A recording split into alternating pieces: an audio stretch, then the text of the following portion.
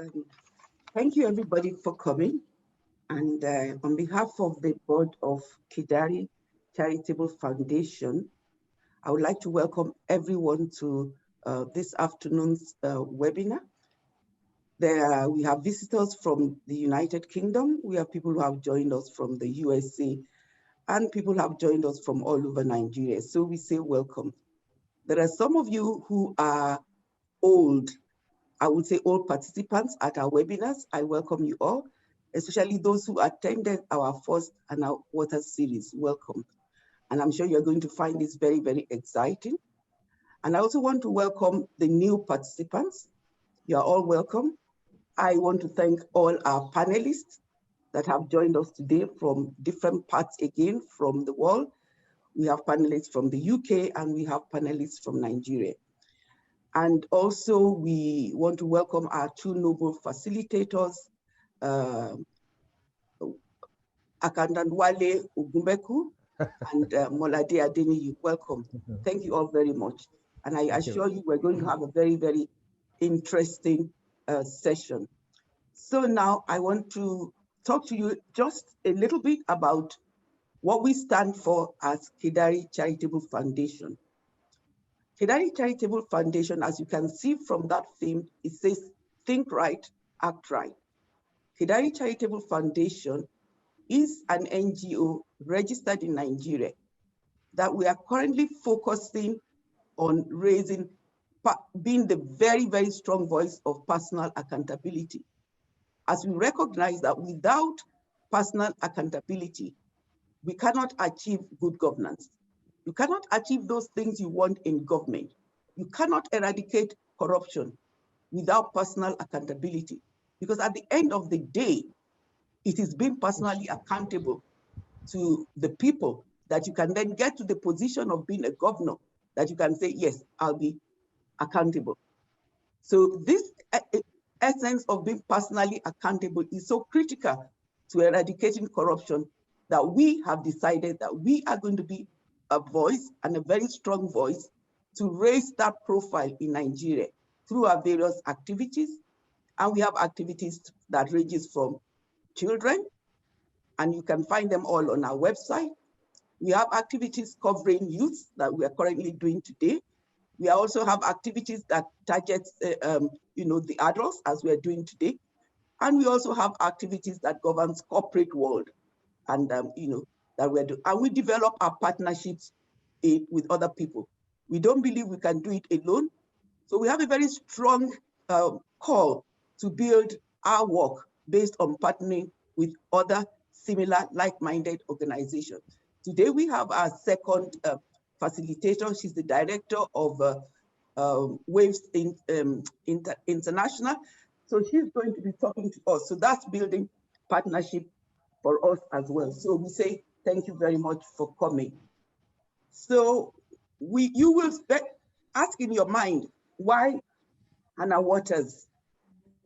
Why Hannah Waters series? The first Hannah Waters series which we had, we dedicate this series to a girl in America who stood up, a 17-year-old teenager who stood up and for her school, for what she believed in. She thought right and she acted right. The school during the coronavirus were sort of letting a lot of people into their hallways, and which she believed it was not right. So we'll send the link. Shagun, please send the link to everybody in the chat so you can watch it later. We're not going to play that video here, but you please catch up on it. And she stood up for what is right. She sent it out on social media. CNN picked it up. She was interviewed. And when they asked her, why did you do it? She said she did it because it is the right thing to do. And they asked her, what about the precautions from your friends? And then she said, it is good trouble. So I'm sure you know where that word comes from, good trouble. So what we want to do, what our goal is to raise children like Hannah Waters, who will stand up anywhere they are for causes that we regard as good trouble. Thank you. And now we'll move on to what is the essence of what we did in the first webinar. The first webinar, Onaka, please can you share your screen with the first webinar?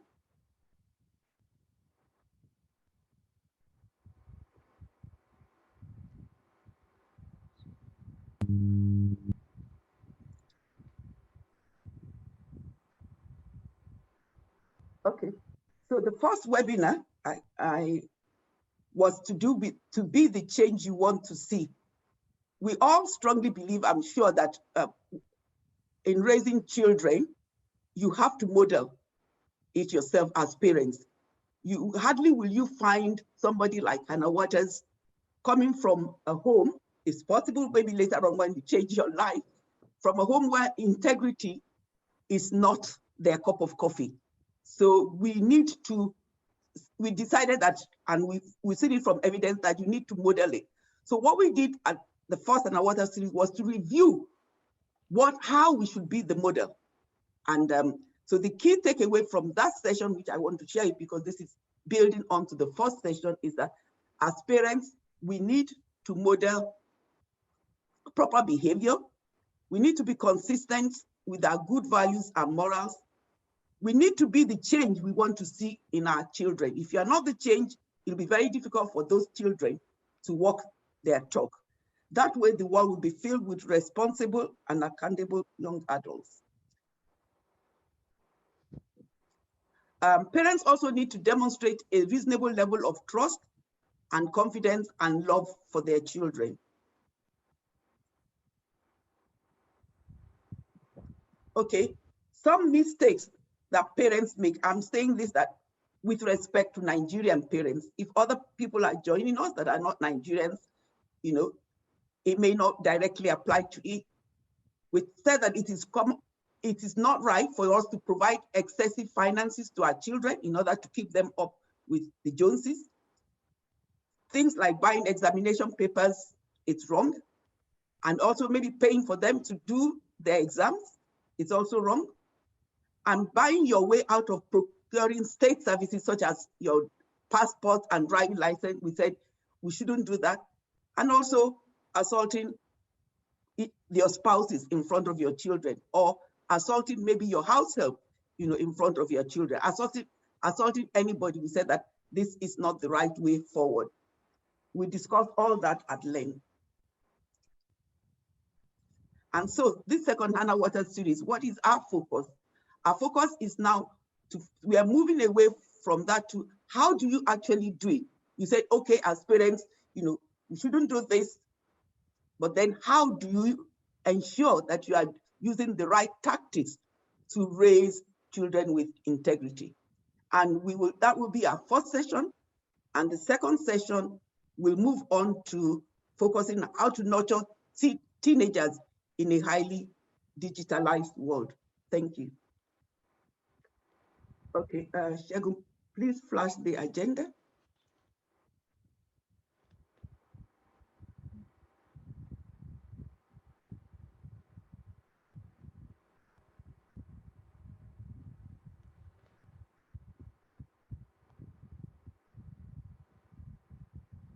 Are you sharing the screen or should I share mine?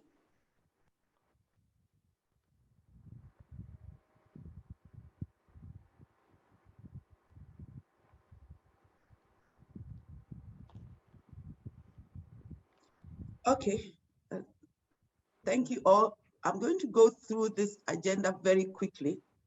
We are already into the first part of the agenda, which is the welcome. And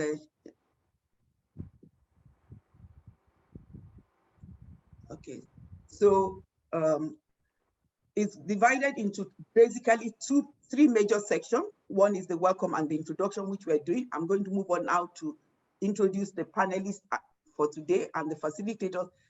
The first major panel discussion we have is on how to raise children with integrity. And this will be facilitated by Mr. Wale Ogumbeku. We'll then quickly move on to the second section. And with this, every one of you should have the agenda in the chat box to the second session, which is dedicated to social media. And that one will be facilitated by Mrs. Molade Adeniyi. We'll have a quick session on question and answer, but we are asking you all to please put your questions and answers in the chat. And then we'll have a vote of thanks by Professor Kayode Odumosu, who is sorry, Professor Kayode Loye, please forgive me. Professor Kayode Loye, who is a member of the board of KCF, and he'll round up with vote of thanks for us. And then I will come back to quickly just let you know what the next webinar will be on.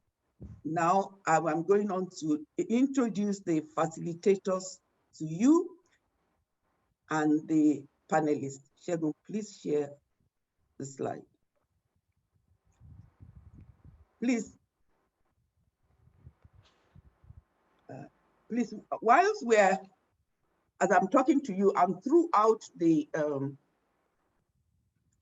session, there's one thing we want to do. We want to compile like a compendium of like, I would say phrases that maybe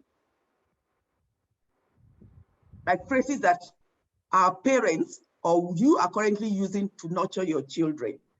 And I want to give you like maybe one or two examples. Like while my kids were growing up, I told them there is one golden rule in their life that they must never forget. And that is, one is to be able to say thank you. I said, shower your life with a lot of thank you. Shower your life with a lot of please. And and be ready to forgive. Just say, I'm sorry. Whatever happened, even whether you are not guilty or you are guilty, in order to break the ice, just say, I'm sorry, and then move on. So, okay, maybe I'll just give you that one. So the thing is, a golden word from my mom was, or me to my children was, be ready to say thank you, be ready to say please, and be ready to forgive. So please, that's mine. Put yours in the chat. Maybe it's a phrase from your school. I remember my principal at secondary school would always say, don't go through the school, but let the school go through you. That is, the discipline the school has to offer, you must imbibe it, and it must help you to be what you are. Because I imbibed it, I can still remember it today. Don't go through the school, let the school go through you. So phrases like that maybe we can then compile, and then we'll share it with our friends, we'll share it with all of you at the end of the day. So please just type it into the chat, we'll compile it as we go on. Thank you. Shegun, please share the bios.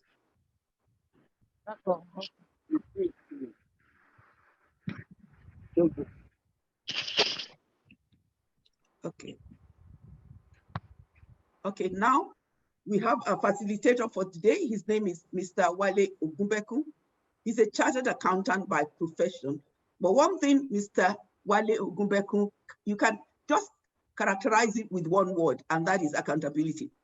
Of course, it's completely accountable because he's a good accountant, but part of this organization is, and everybody knows his walk of life, is encouraging everybody to live a life of accountability. Please review his detailed bio. Okay, I go down to Mrs. Molade Adeniyi. She's the Chief Executive Officer of West Africa Vocational Education. She spends a lot of her time with teenagers, and she loves to build their capacity.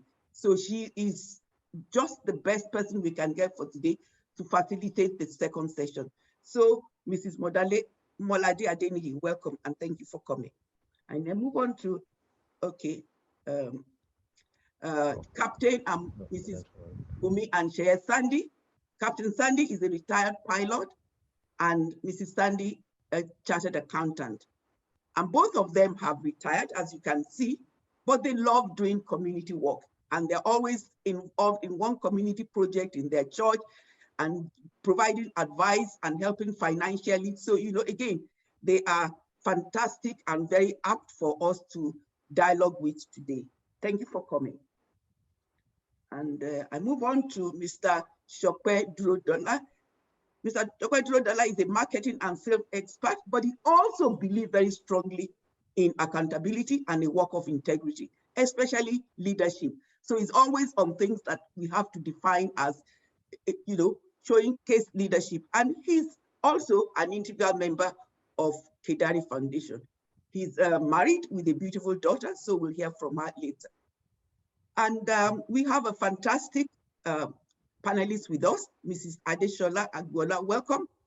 First of all, we thought you would not be able to be with us, but we are really, really excited that you are with us today.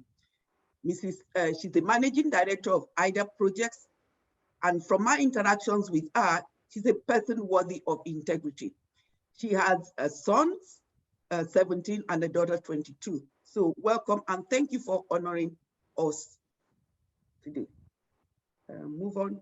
Oh, now Mr. Niyi Deloye is a project manager, but he also happens to be my nephew. I've known him since he was a little boy. I call him Niyi. And, you know, talk of somebody who is worthy of his words. I would say Niyi always stands by his words. He's a very principled young man, and I'm so glad that he's joining us today. Niyi, thank you. And I mean, I also give, so thank you. And also another panelist who is a fantastic person. She's Miss Oredisu. She's a project manager. She calls herself a development expert. But apart from her work, Ore is somebody worthy of really strict integrity as well. She's been able to achieve all that she has achieved, you know, with development experts and INGO. And she took up enormous responsibility at a very young age, dedicating her time to it. So all the attributes of somebody, of a naturally accountable child, I say Ore has it. And as well, I've known Ore since she was a little baby, and her mom, Professor Disu, is also a member of Kedari Charitable Foundation. Ore, welcome and thank you for coming. I move on to Mr. Ele Ocholi. He's a senior program manager with Microsoft. So he knows all those, you know, secrets that we don't know about the internet, and he's also going to share them with us. He's also very worthy in terms of his work of integrity. He shares all our value. So Mr. Ele Ocholi, welcome. And then Mrs. Nwando Lawal, she's an entrepreneur, but she also has a heart for children and for teenagers and for doing youth work that, you know, enhances the life of our young ones. And so I would like to welcome you. Thank you for honoring us. Please read their detailed bio. We just don't have the time. So I'm just picking up those key things about them. And now we are really, really excited because we have two teenagers with us by name of Akitoye Ayovon. As he said there, he's a 17-year-old. He's just finished his SSC, looking forward to go to the university, and he's so excited to be with us. He wants to share his views on the internet and what he's done. So, you know, watch out for these two young teenagers. You know, they're coming up, they're aspiring. So we are glad to be part of your life today, and thank you for sharing your views with us. Lastly, but not the least, is one of our stars as well, Miss Similoluwa Olatunji. I hope you will enjoy her when she comes onto the scene. She's the youngest out of all of us. She's 15 years old, she's SS3. She's friendly, inquisitive, passionate, God-fearing, and, you know, ambivert. She uses social apps in a wise manner to avoid the bad side. Similoluwa, welcome. Thank you very much. And so welcome to all our panelists. And I will now exit the screen and I will hand over to Mr. Wale Ogumbeku. You'll see me at the end. Thank you very much, Dr. Odumoso. It's a pleasure having you here. Our friends, ladies and gentlemen, friends of KCF, Kedari's Charitable Foundation.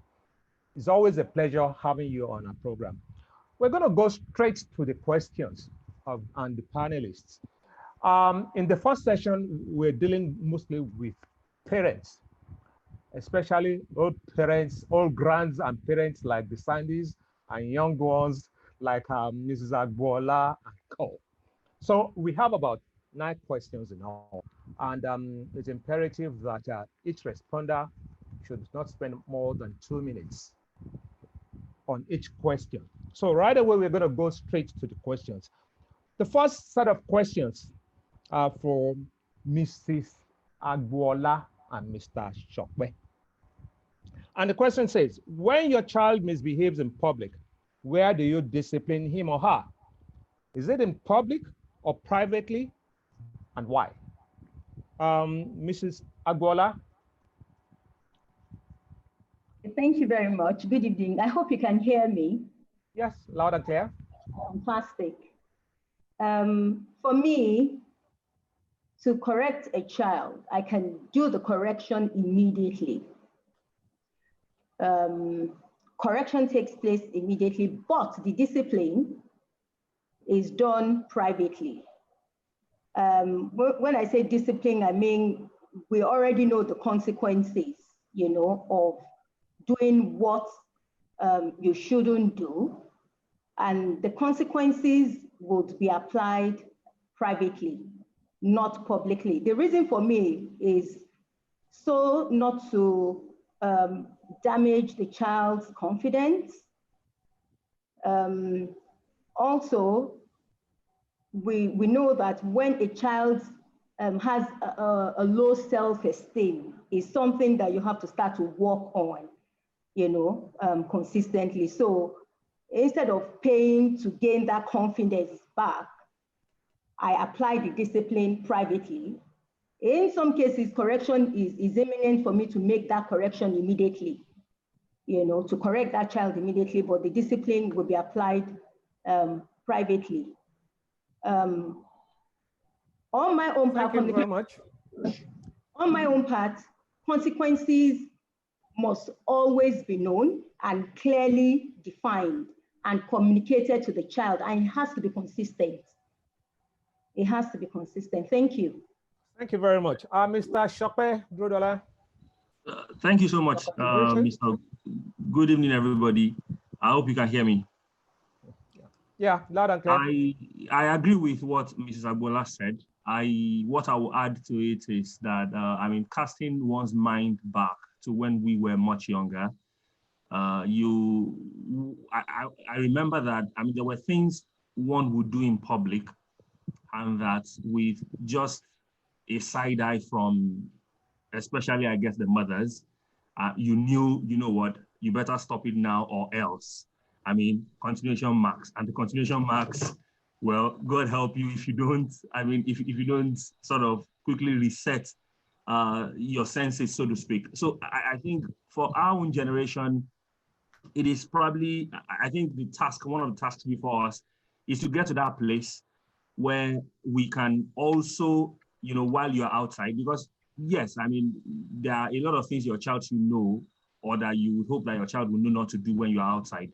But again, I mean, you can't cover it all. And so when the child begins to try and skirt dangerous grounds, so to speak, that's, you know, with one glance at you, or with, you know, just the way the tone goes, the child then gets it that, oh, you know what, no, I should stop this now and not take this further.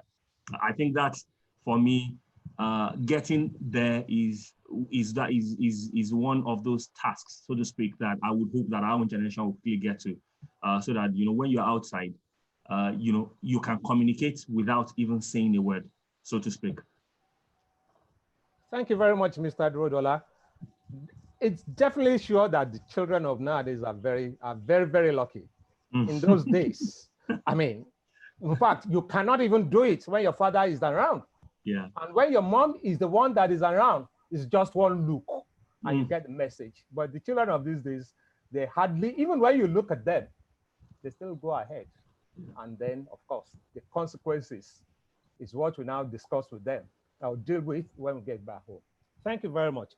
The next question is going to be directed to Captain Sandy. And this one has to do with not really young children, but teenagers and above, and young adults. And the question goes this way. When your child buys a book from a bookstore and quickly reads it and keeps the receipt and takes it back the same day, or outfit wears from a shop for an occasion and returns it back to the stores, how do you reason with him or her that the action, which is technically right, but it's not right, is not right, but wrong? What conversation do you have with your child? Or give us another example you were involved in. Captain Sandy, sir. Good evening, everyone. And I thank the organizers for inviting us. And well, there must be something they see. I don't think I've seen all of it, because I have had my share of mistakes. in raising up children. And I believe this forms the bedrock of our relationship with children as they grow up and form their minds, have their own opinions. We have to come out as being authentic, especially when we are wrong. To address this specific question, I do not think I have a direct, any experience in that. My children have not been involved as far as I know, but I believe that is true. And, but through all this, I believe it's my attempt to walk along with the tenets of what is in the Bible, to be a Christian, that has helped, especially when I did not quite get it right. And they knew where we were coming from. They knew what we stood for. And I believe that helped us through the challenging periods. It's never always went well, but we thank God where we landed. The grace of God has been sufficient to get them where they were. And I believe also by our lifestyle, what they saw that we were doing, and the grace of God upon our lives as we ask God to help us at times when we also needed help. Thank you. Thank you very much, sir. We thank God for... May I just add to that question, please? Okay, ma'am. This habit of this particular incident, it probably happens a lot, maybe more in the UK, I don't know, because a lot of teenagers now, they are going to a party, they don't have money. They go out and buy the outfit, they keep the receipt nicely, wear it, and immediately return it to the shop. It's known well. So if you have to have that conversation with your child, you have to be able to tell that child that, look, what you've done is wrong, because when you bought it, the people who sold it to you sold it to you, not expecting you to wear it and return it back. But you brought it back, it's in good condition, but you can't live life like this, because it means that you started looking at easy corners. You started cutting corners. So it's a difficult conversation, but I think we need to prepare our minds to have it. And I know many young people also, maybe not now, but they still, generally that is either books or clothes, but they do a lot with clothes, especially with online shoes, bags. They'll go and buy it, wear it, package it back, return it online, and there it goes. But those things are very wrong. We have to encourage our teenagers not to engage in it.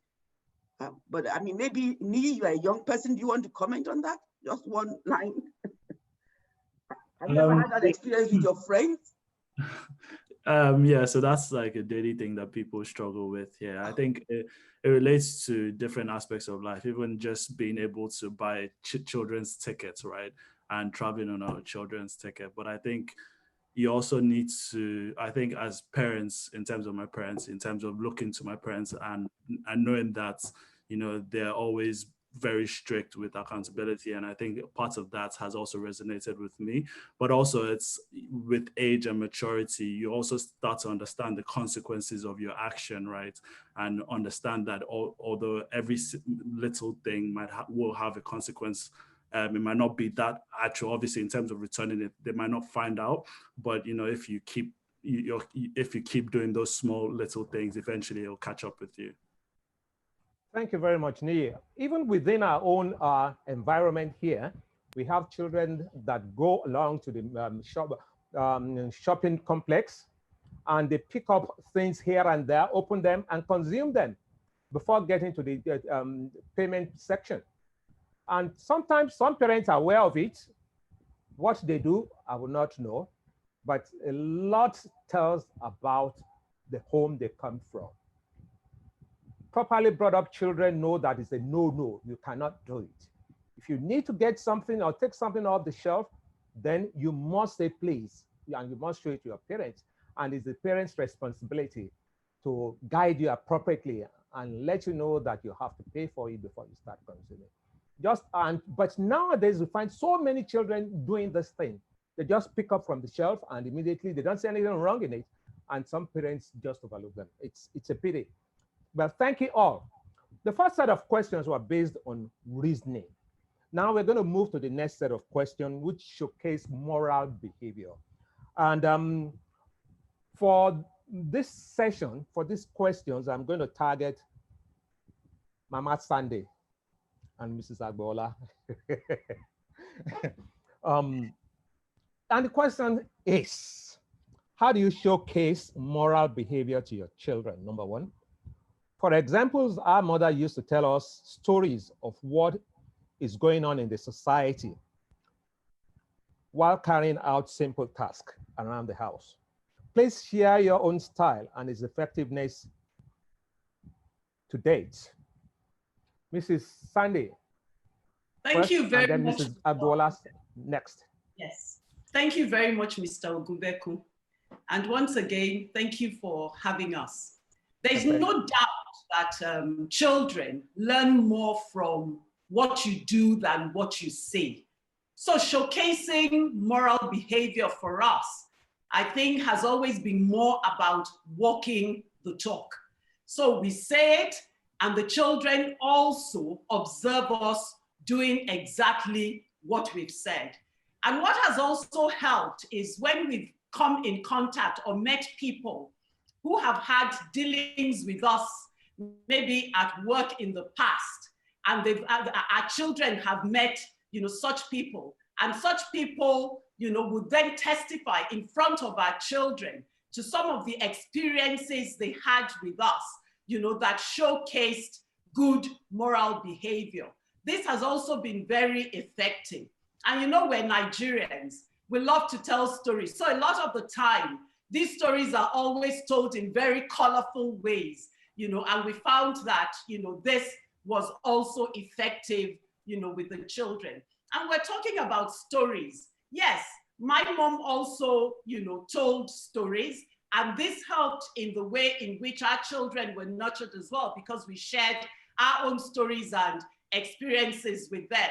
I remember that, growing up, my mother would also, if there was something I wanted to do and my mother didn't want me to do it, sometimes instead of just coming out rightly to say, no, you can't, or lecturing me as to why, it wasn't right, she would tell a story of somebody who did something similar to what I wanted to do, or somebody who did exactly what I wanted to do and suffered dire consequences, maybe even died. And of course, that was very effective, no doubt. And I think maybe in my work professional experience, I was also privileged to work for an organization, that had very established, structures around, moral behavior. So anytime there was a violation of the moral code of conduct, as it were, I would come home and as a family, we would discuss, these violations, of course, without, compromising confidentiality. And then we would discuss some of the consequences as well, that were suffered by the people involved. And then we would have an open discussion with the children, trying to highlight the right and the wrong. And I think this also has helped in reinforcing in their minds, the need, to exhibit good moral behavior. But I think the interesting thing now, I mean, you said Mama and Baba Sunday. It's interesting because now we find that the roles have reversed. Because now that the children are working, they are now the ones who are coming and sharing their own stories with us, of experiences, that they're having. So we found that, the reinforcement of good moral behavior is ongoing and it's working, both ways. So it's something that never stops. It's an ongoing process and it's a process that works, both ways. Thank you. I'll pass on the torch. It's really working. Thank you very much, Mrs. Sandy. Mrs. Agbola, what's your take on this? I really quite agree with Mrs. Sandy, and I think I'll just quickly want to touch on the question that was asked earlier about returning things that you have bought after wearing it or use and taking them back to the store. And that kind of ties into what Mrs. Sandy said about what you do, you know, being an example. At times when I travel with my children when they were younger, you know, and we go to the stores to buy things, and we take those things home, you have your receipt, you try it, it's not suitable, we take it back. So it all depends in a lot of cases with what our children have seen us do. So if I'm a mother who buys jewelry just because of a party, and I wear this jewelry to the party, and after that, I return it back to the store, the children are saying it. And it's the same thing that they would do. So it's not more of do as I say, it's what you do that they see, that they copy. You know, so I just wanted to speak to that and just tying it into what Mrs. Sandy said. So showcasing for me, moral behavior to the children is really quite important, because what you do as much as possible is what they see and what they want to try out as well. And it's important for us to be the role model. If I go to the store to buy anything, I wear it, I take it back, my child, my daughter is seeing me and knows exactly what I've done. And in a lot of cases, you'll be amazed what these children, what they see that you think they did not see. And that's what they will carry forward. By refusing to break the law, I was asking my son this same question, because I just try to get the truth, you know, not just from my own perspective, but what I have done to just check with them. And my son said, oh, I remember one time that you were driving and we got to this traffic light and people were like breaking the traffic light. They were just, you know, running the traffic light. And then I waited. And what he said to me was like, you said to us, you don't copy what other people do. If they're doing wrong things, don't copy wrong things. And I always try to explain to them the reason behind the behavior, my behavior.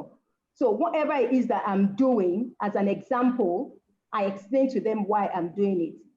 Another one for me is, I think it was about 2 months ago or a month ago that my son came back and told me about one of his friends who lost a sibling. So immediately I just said to him, you know what, let's pray. And we prayed. And it's also demonstrating to them that when there's an issue, you can take it to the Lord in prayer. So I have seen them also demonstrate this in our prayer time when we come together to pray. They mentioned friends that have issues or someone that has a problem or something, and it's because that has been demonstrated to them and they are copying it. So it's really quite important in being a role model, showing them what to do. When it comes to less privileged people, what do we do? How do we treat them? What do we do in front of our children? Do we encourage them to give? Do we give, you know, to the less privileged? Some of their clothes we put together, some that they have never worn, but are no longer, you know, they no longer fit. We put those things together and we send to the less privileged. So those are some of the things that we do, you know, in terms of behavior and all of that, to reinforce the values that we share as a family and to encourage them to walk in that line. Thank you very much. Thank you very much. There is no doubt that our parents told us so many stories in the past on how effectively they were able to address these problems. I mean, it depends on the individual. Some of them are so gentle that they'll just mention it, just to caution you that it's a no, you don't get there.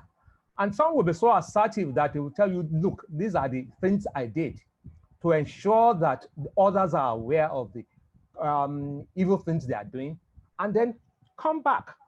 But some are so timid. My father was so timid that he would tell us all these stories just to let us know that there are some things that are just no.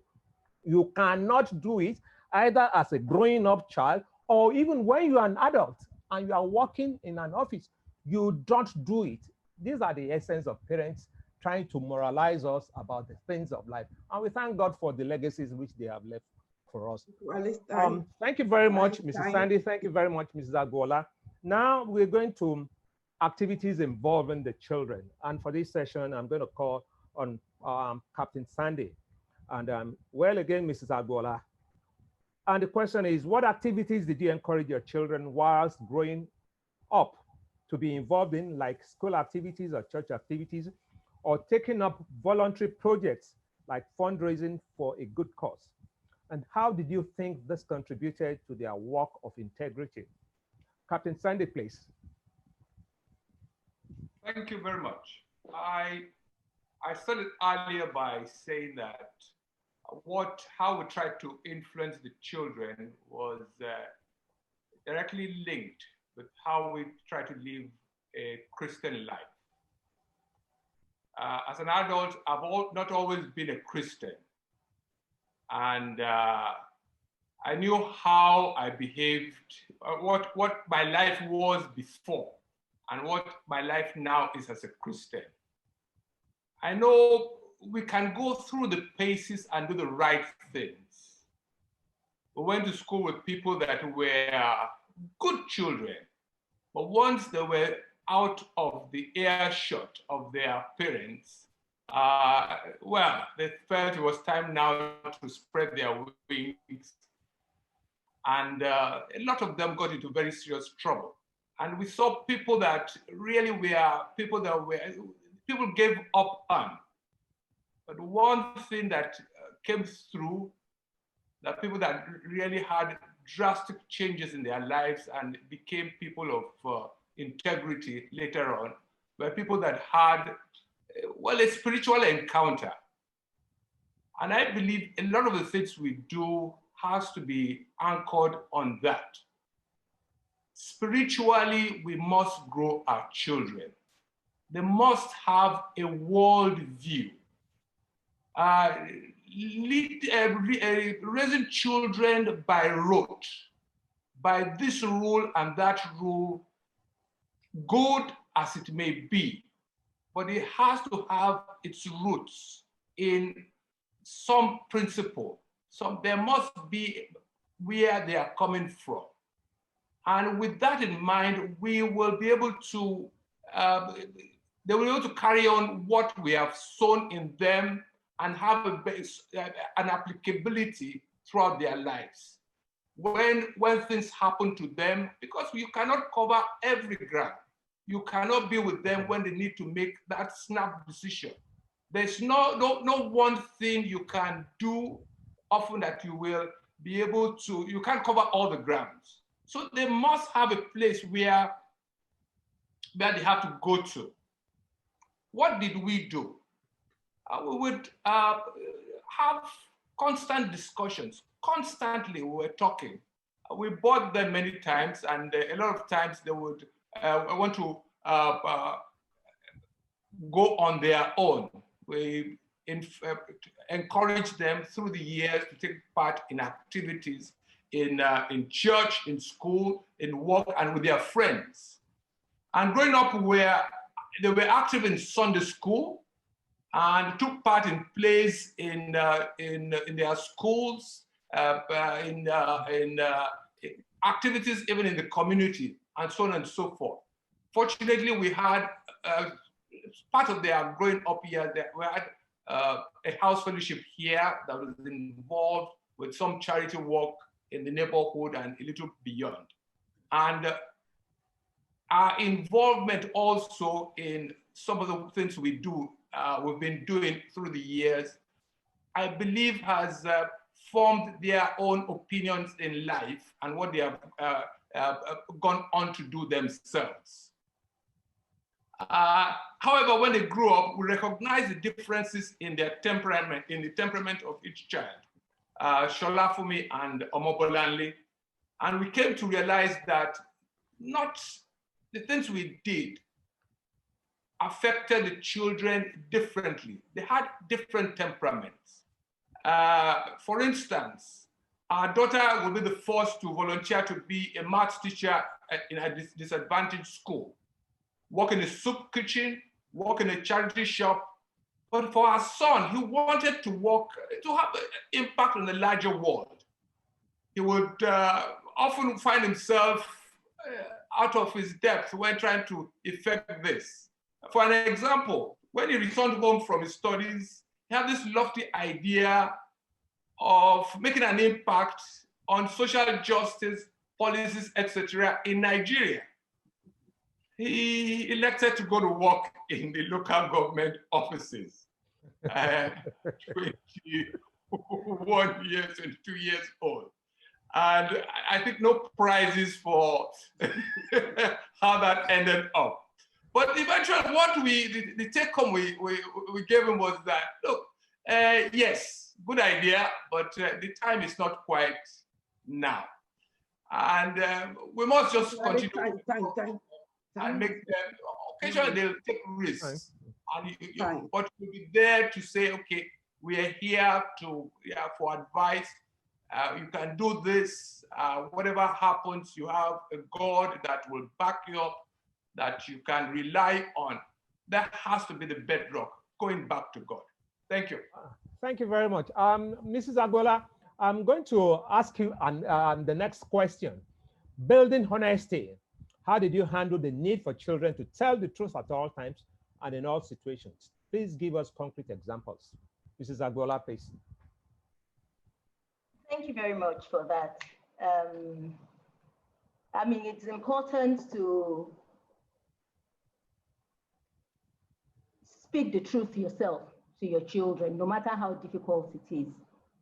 And that is where they learn from, you know. It's important also to get their feedback, and everything starts from there. I've always said to my children that no matter what the situation is, the most important thing is please be truthful. Just tell me as it is, and we will walk through it, or we will walk it together. Has it always been like that? No. There are times that they actually don't display that behavior, and when we get there, we discuss it. If there are consequences, we still apply those consequences, but the most important thing I've said to them is, if you don't say the truth, you don't give me a room to believe you. And if anything happens outside, for example, and they say, oh, I saw Temilade doing that thing, or I saw Temilade, you know, in behaving in a particular way, or did this or did that, you need to give me the room to be able to defend you. And the only way I can defend you is when I know that my daughter tells me the truth. So when you are truthful, there's nothing that is coming from outside that will make me disbelieve you, because I know you. And it's important that we build on that, so that there is consistency, so that we build trust. That's the way to build trust, when you are truthful. Truth never changes, you know. Truth is consistent, it's constant. So if I say something to you today, it's still the same thing that I will say to you in 20 years' time, because it's the truth. So I encourage them to do that quite often, so that we build that trust, we build that confidence, and if there's any issue, we deal with it together. So that's how I deal with it at all times. I train them. I remember a particular incident that actually happened this morning, you know, and with my son, I'd often said to them, you know what, don't take food to your room, you know, and explained why and all of that. And I got to his room and I saw that, and I said to him, so, I mean, what happened? Why did you bring this to your room, knowing fully well that it's against the rule, you know? And I mean, because he was like, well, I just brought it in today. I said, I know you didn't just bring it in today. obviously trying to lie just to cover himself. He's already been found out. But later, when I kept on in the discussion, he eventually told me the truth. And of course, I went back again to explain to him the importance of saying the truth. Thank you very much, Mrs. Agola. Most grateful. Now, the next question is building empathy in children. And how do we show empathy? How do we build empathy for the poor and the less privileged? Knowing that fully that we know that being generous is a key factor in building accountability. How did you teach your children this lesson? Let me quickly take this one. Now, I have 3 children, 2 girls and 1 boy. The girls, you can easily talk to them and get them to do what you want to do. But the boy, I know like boys, and I don't know what my parents, I was very compassionate when I was growing up. But like all boys, I know we are different from the girls. And so building up this empathy, we decided with my wife that, okay, this every first birthday does not always make meaning to them. That the first birthday that he will really enjoy himself will be probably when he's celebrating his 5th birthday. And so when he had his 5th birthday, he invited his friends from school and friends around at church and everywhere, and he had a jolly good time. And of course, that birthday was for the privileged friends that he had. But it has not really registered in him that these are not just the ordinary people we have in the society. And so we decided that, okay, when you're going to celebrate your 10th birthday, we'll have to do it differently. And one of the things we did was to let him know that, look, anyway, he's always been going around with me on Sundays, sometimes when we go to less privileged homes, disabled homes and all whatnot. So we just mentioned to him that, look, your next 10th birthday, we're going to celebrate it at Modupe Johnson home for the less privileged children. And he said, that's okay, Daddy. And we went down together with his friends to share gifts, food, materials, parks, and all whatnot with them. And in a way, it sensitized him to the need of the less privileged, that not all fingers are equal. In life, we must not assume that it's only those who are at a social level that we need to relate to. We need to have compassion, just like our Savior had compassion on us too. And we need to emphasize this to our children, that not all that glitters is gold. Thank you very much. I'm going to direct my next question to Mr. Chokwe. How do you teach your children empathy and compassion, knowing that they are still very young now? Please give us examples, especially with respect to interacting with seniors, that is their grandparents, family members, and house helps. Mr. Chokwe Drodolopes. Hello, sir. Can you hear me, sir? Yes, go ahead. Is it loud enough? Loud enough. Okay, thank you so much. So I believe a lot hinges on what the children see you do. I believe an example was already shared about that on, it's that no matter what we say, ultimately the children will do as we do and not necessarily as we say. Whenever there's so I think the first instance is that it's important to say, but of course it's much more important to do.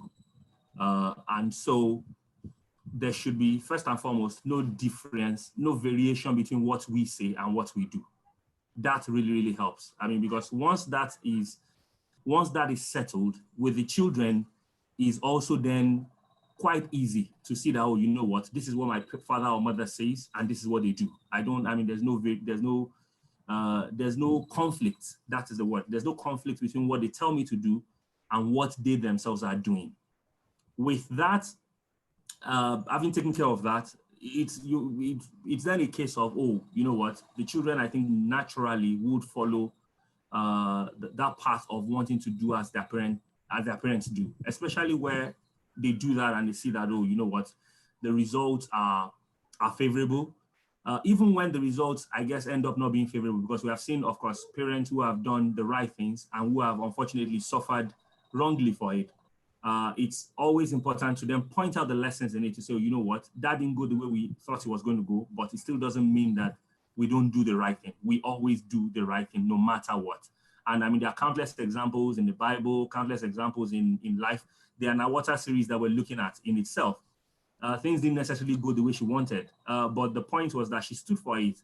And so it's building children who can say, you know what, it's not necessarily doing things that everybody would accept or agree with, is doing what is right, not minding what others think of it, not minding what comes out of it. So in terms of how you treat people, really, there's not much that can be, you can't take anything away from actually modeling the right behavior, showing them the right things. And I mean, I think that's really the golden rule, so to speak, following that golden rule of treating others as you want them to treat you, and leave them with that. And thank you very much. I mean, that definitely borders on building up courage as well for the children. I'm going to ask Mr. and Mrs. Sandy. But before I ask you the next question, we're going to have a poll question. And the poll question says, do you think children should be left on their own after leaving home? Yes or no? Please, let's all participate in it. Poll question. Yes is a yes or no answer. Please respond in the chat. Poll question. Let us all try and attempt it.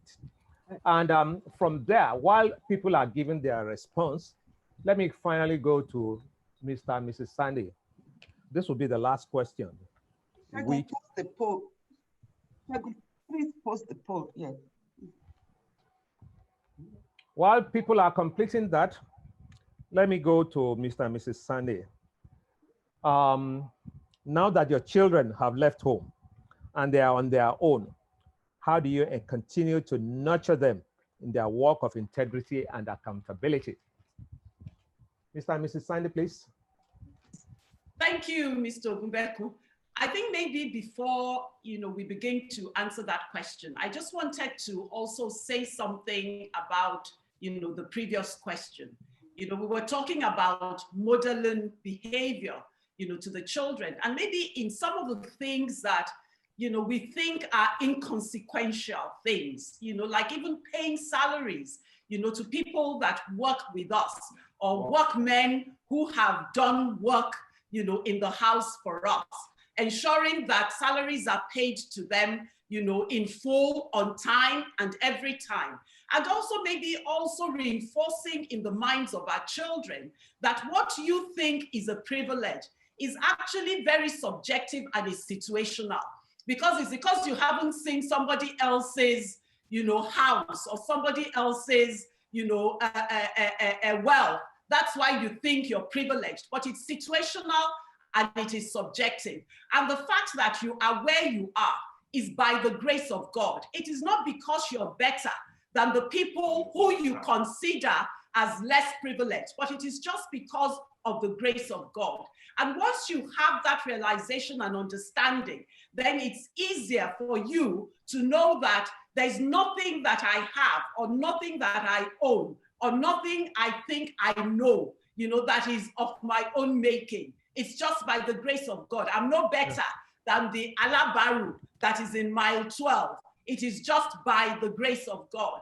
And once you have that grounding, then it's easier for you, not to be, not to feel puffed up or feel that you're better, than somebody else. So I just wanted to add that, before we go on to the next question. Also, what we try to tell them is our life experiences. It's there's a saying that says no good deed will go unpunished. No good deed will go unpunished. The fact that you've carried out a deed that you imagined to be good does not immediately equate to a reciprocal, an appreciation of what you've done. Oh, really?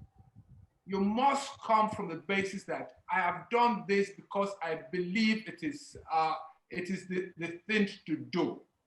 And there are times where you will suffer consequences, even for doing the thing that is good.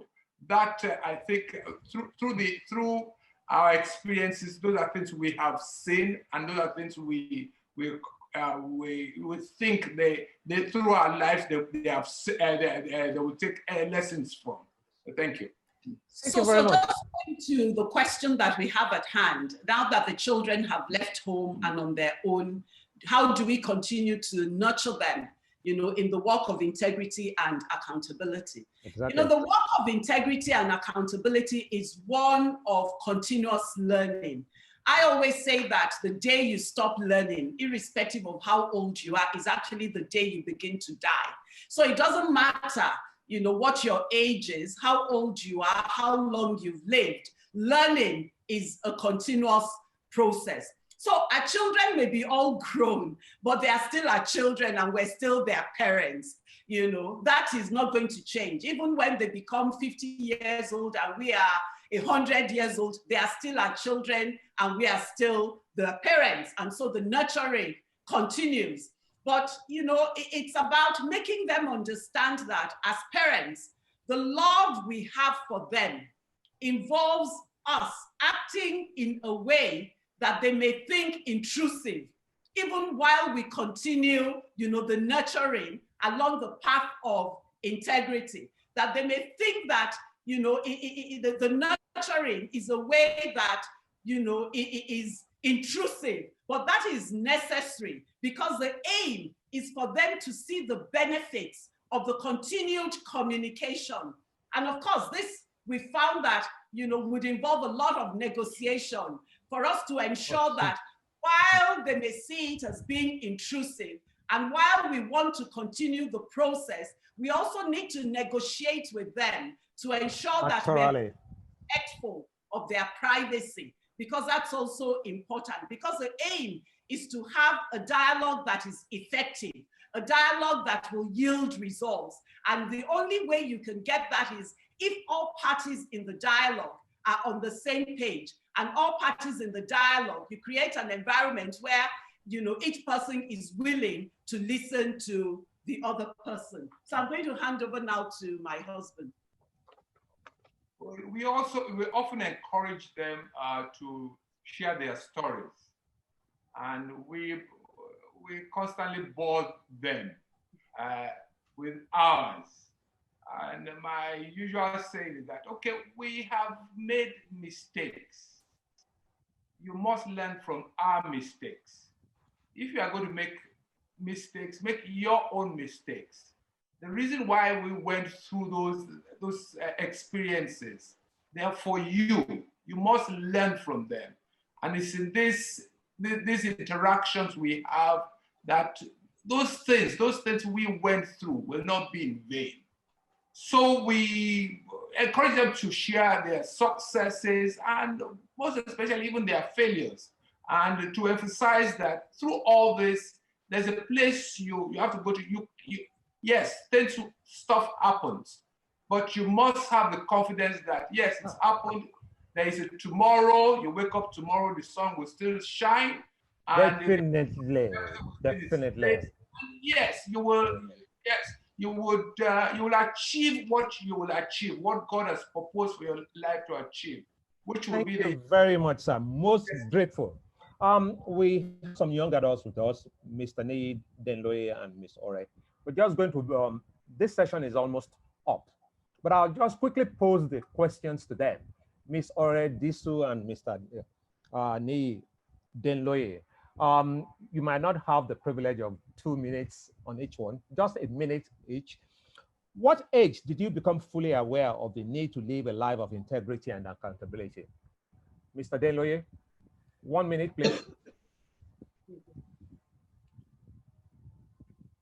I think that's a really good question. As everybody has alluded to, I think it's very important from your parents, you know, so from a very early age, you know, my parents have been, you know, very intentional with accountability and teaching me about accountability. But I think for me, it's more so as I grew older and I started to develop that relationship with God, because ultimately, you know, there's the world, what the world says is right, and there's what God says is right. And I think ultimately it's very important that as whoever you are, you develop a relationship with God, and your ultimate accountability is to God.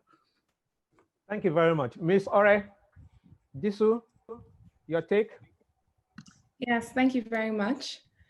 I think I would say that it wasn't one moment, one particular incident where I became fully aware, but that I keep on experiencing situations that require me to make decisions for myself and to choose between right and wrong.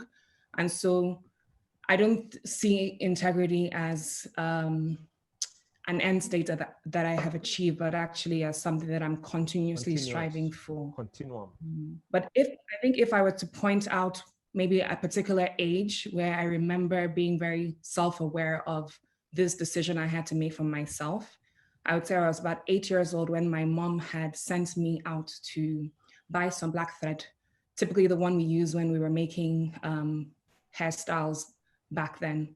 But she had sent me to the barracks, which was right across the road from our house, and given me maybe about 50 naira, 100 naira. And after buying the thread, I decided that, you know, I might as well also buy something on the side. Since I fulfilled the task, I didn't see that there was anything wrong in doing that.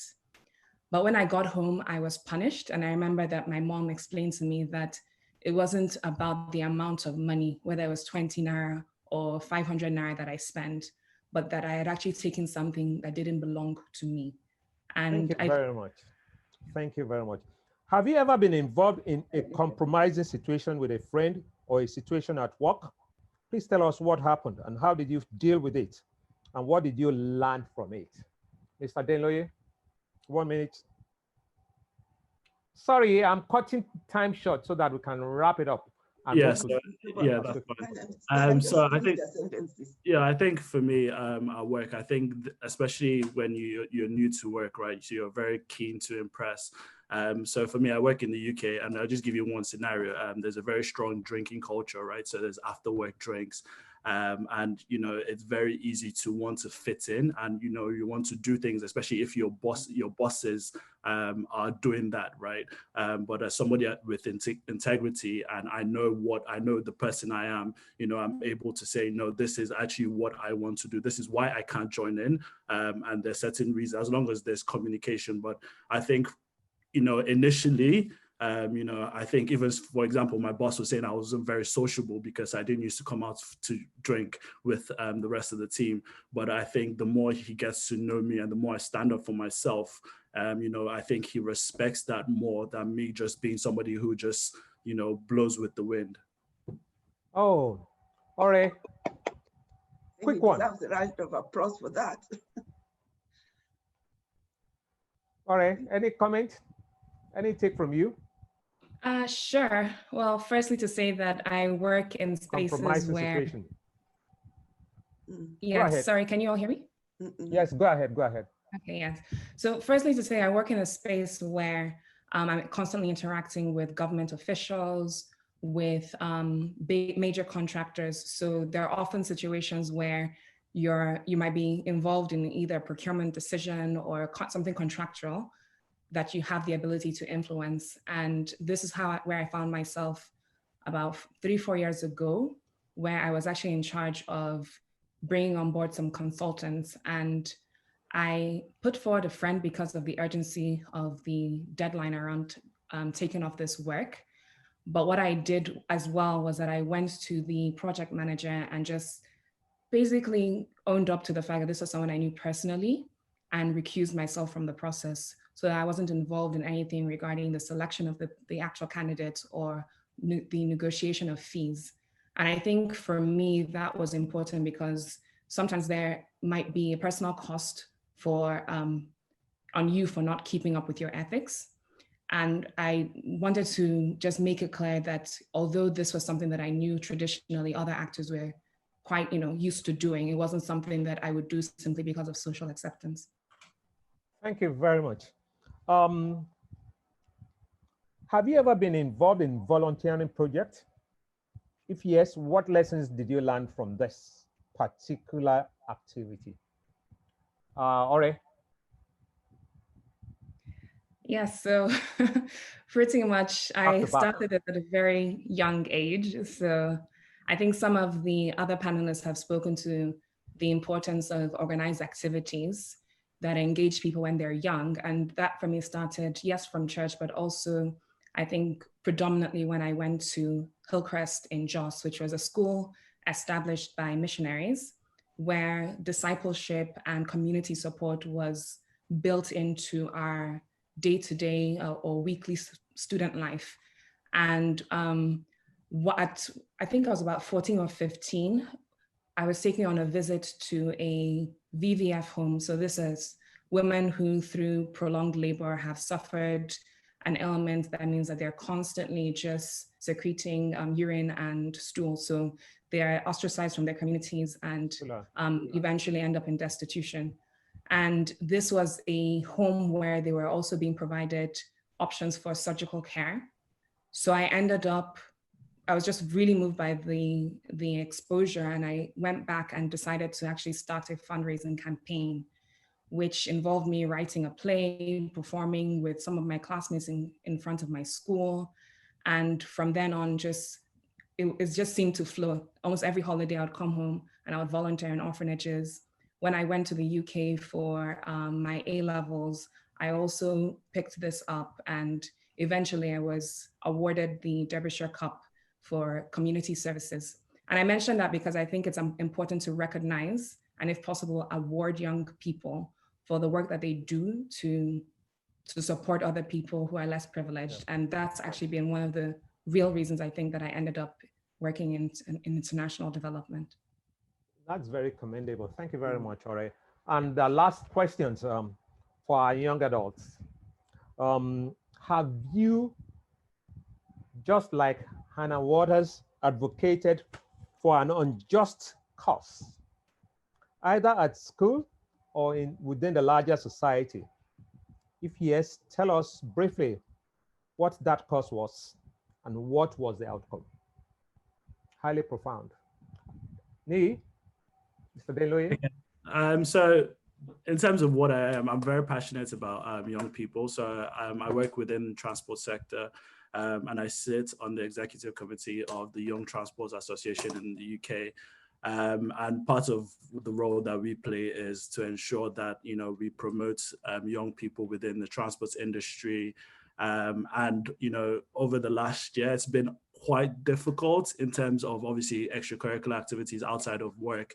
But, you know, when you see the results, so last year we were able to appoint three young people to three on the board of three different companies. So, for example, Stagecoach, which is the biggest one of the biggest transport companies in the UK, appointed somebody from our exec who is, you know, in his early 30s onto their board, and, you know, we're able to advocate the importance of having, you know, diverse minds on your within your organizations, in terms of, you know, just in terms of diversity, in terms of social media, technology, and engaging with your customer base. So for me, that's something that I'm really passionate about. Yeah. Thank you very much, Ore. Let's have the final say from you. Thank you. Like Hannah Waters, share with us your own experience of advocating for unjust cause. Well, I would say that a lot of my work requires me to work behind the scenes almost. So a lot of it is supporting NGOs, for example, and advocating on gender issues, trying to promote different practices that will help protect young women and girls from sexual violence. So that's something that I've continued to do. But I think also one of the things that I try to do is put myself in spaces where I can actually be part of policy change. So again, working with DFID, with Ford Foundation, because I think ultimately having these more structured reforms is what would help make transformations across society. Thank you very much. That brings us to the end of this session, first session. We're most grateful and delighted to have you on. You've been wonderful. All the panelists will really appreciate you. And we look forward to having you on any of our other programs in the future.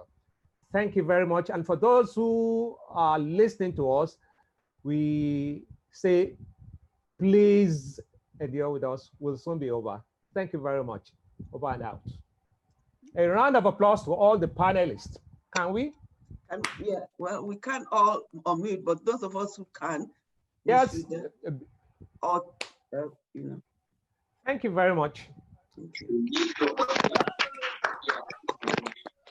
Yeah, thank you, thank you, thank you. Yeah, from me, over and out.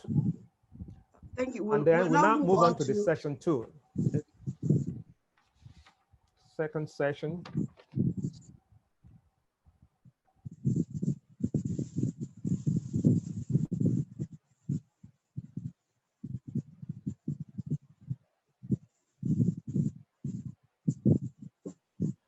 Did we start off? Is that our cue? Maladi? Okay. Maladi, all right. Thank you very much. I think we another round of applause for the last panel as well. So much has already been said about integrity, a lot about role modeling, etc. We're going to go into the very next session where we're going to be looking at the wonderful world of social media and young people and what that truly means. I have some amazing, amazing people who are on the panel today who are going to be joining me in this conversation. But before we go, I have a couple of videos that I'm going to show you. Oh yes, please, let's give them all of the accolades. Mrs. Agbola, Captain and Mrs. Sandy, Mr. Shokwe as well, Niyi and also Ore are amazing. And of course, our very amazing moderator, Mr. Ogunbekun. Please, I want to still keep seeing the accolades in the chat box. But yeah, so let's go straight into it. I wanted to just share some quick statistics with us before we talk. I know that we've all been listening very intently. Can we do something? Can I indulge us? I know we have different ages in our midst, but you know, we've all been sitting now for the last 1.5 hours. So can I just ask that wherever you are, if you can just rise on your feet. I know I can't see many videos, so I don't know what people are doing, but you know, it's good to get the blood going. So if you could just indulge me and just stand on your feet and just stretch. It's always a good idea. So we just want to stretch as high as we can, our hands up and down. And when we're going to take, thank you very much. I see you, Mr. Ella, you're really helping me here. Just trying to get everybody to just move around a little bit, move your neck from side to side, move your shoulders back, move your shoulders forward. Good idea. Take deep breath in and let's center and come back to the room. Okay, great. I just wanted to make sure that our blood and everything is still moving and rotating. Thank you to everybody for indulging me as we did that. So as I was introduced, my name is Molade Adeni. I have to say a big thank you to the Kedari Foundation for having me here. I'm looking forward to this conversation and I hope that you are too as well. Please keep your chats, your comments, your questions going in the chat box and we will try to make sure that we get to them as well. So let me just share a couple of things before we start off. Can I just see a thumbs up if you can see my slides? Who can I see? Just wanted to be sure that you can see what I'm showing. Great, I can see the thumbs up. So we're going to be talking about the youth and the digital world. So I'm going to pose a question to everyone in this chat room. This is going to show our ages now, right? I want you to just start throwing in the chat box. What social media apps are you familiar with? Names. The names of the social media apps that you're familiar with. Let's start. Just start dropping them in the chat box. The ones that you've either heard of, you've seen, you've used. This will really tell the age. I can see some people already put Facebook, TikTok, Instagram. What else? What other sort of? There's a lot more than that. There's Twitter, High Five. Some people are very old. Twitter. The teenagers amongst us might be wondering, what is High Five, please? Okay, I see YouTube, I see Twitter, I see Snapchat, I see some more Twitter as well. Any more? I'm looking for the obscure one. Who's that person that knows the really obscure social media app? I want the older ones amongst us to say, hey, what's that? I've never heard of that one before. Telegram, Tinder, Fax. Okay, so I haven't heard of. Oh, Fax, is that Fax an app or Fax the machine? Oh, Akito, you're going to tell us about this 2GO. MySpace, Telegram, Ore, Omegle. Even me, I'm learning. But I think it is well known that there are millions and millions of apps out there, and a lot of us aren't very familiar with them and what they do. I put this slide up just to quickly just tell us a little bit about the generations. Know where you are, you know your age, pick the box that fits you. But if you look at the Gen Z, so the Gen Y is normally called the millennial. I like to think of myself as a millennial. Don't worry about that. Just believe me that I'm a millennial.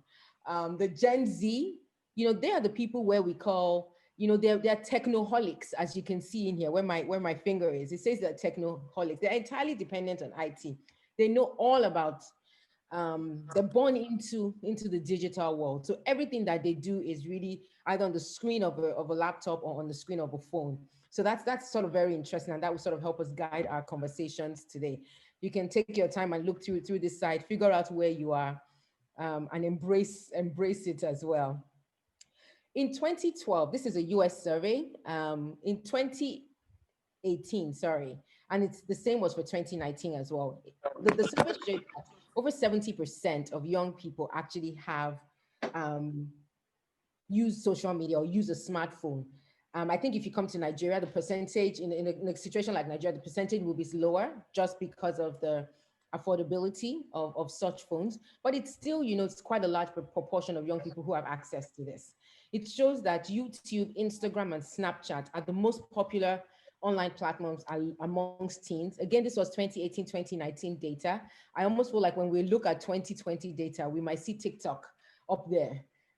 Competing for one of the top 3 spots, if not the first spot at all. But it's helpful for us to sort of understand some of this data as well. Social media is good. There's lots of benefits to it. There's lots of advantages to it, but there's also some downsides as well.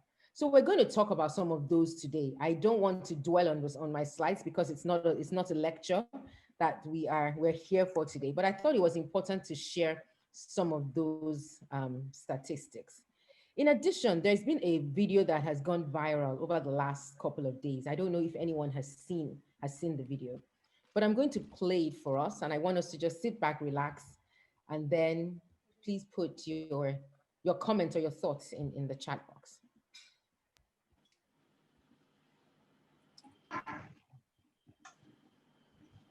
Oops. Please bear with me. We're making it larger. Okay. Last week, the girls and I've got 2 daughters, and we went away on holiday just to, spend some time with God and with myself and the girls. And when we got back, my 11-year-old said to me, "Oh, mommy, there's a lot of,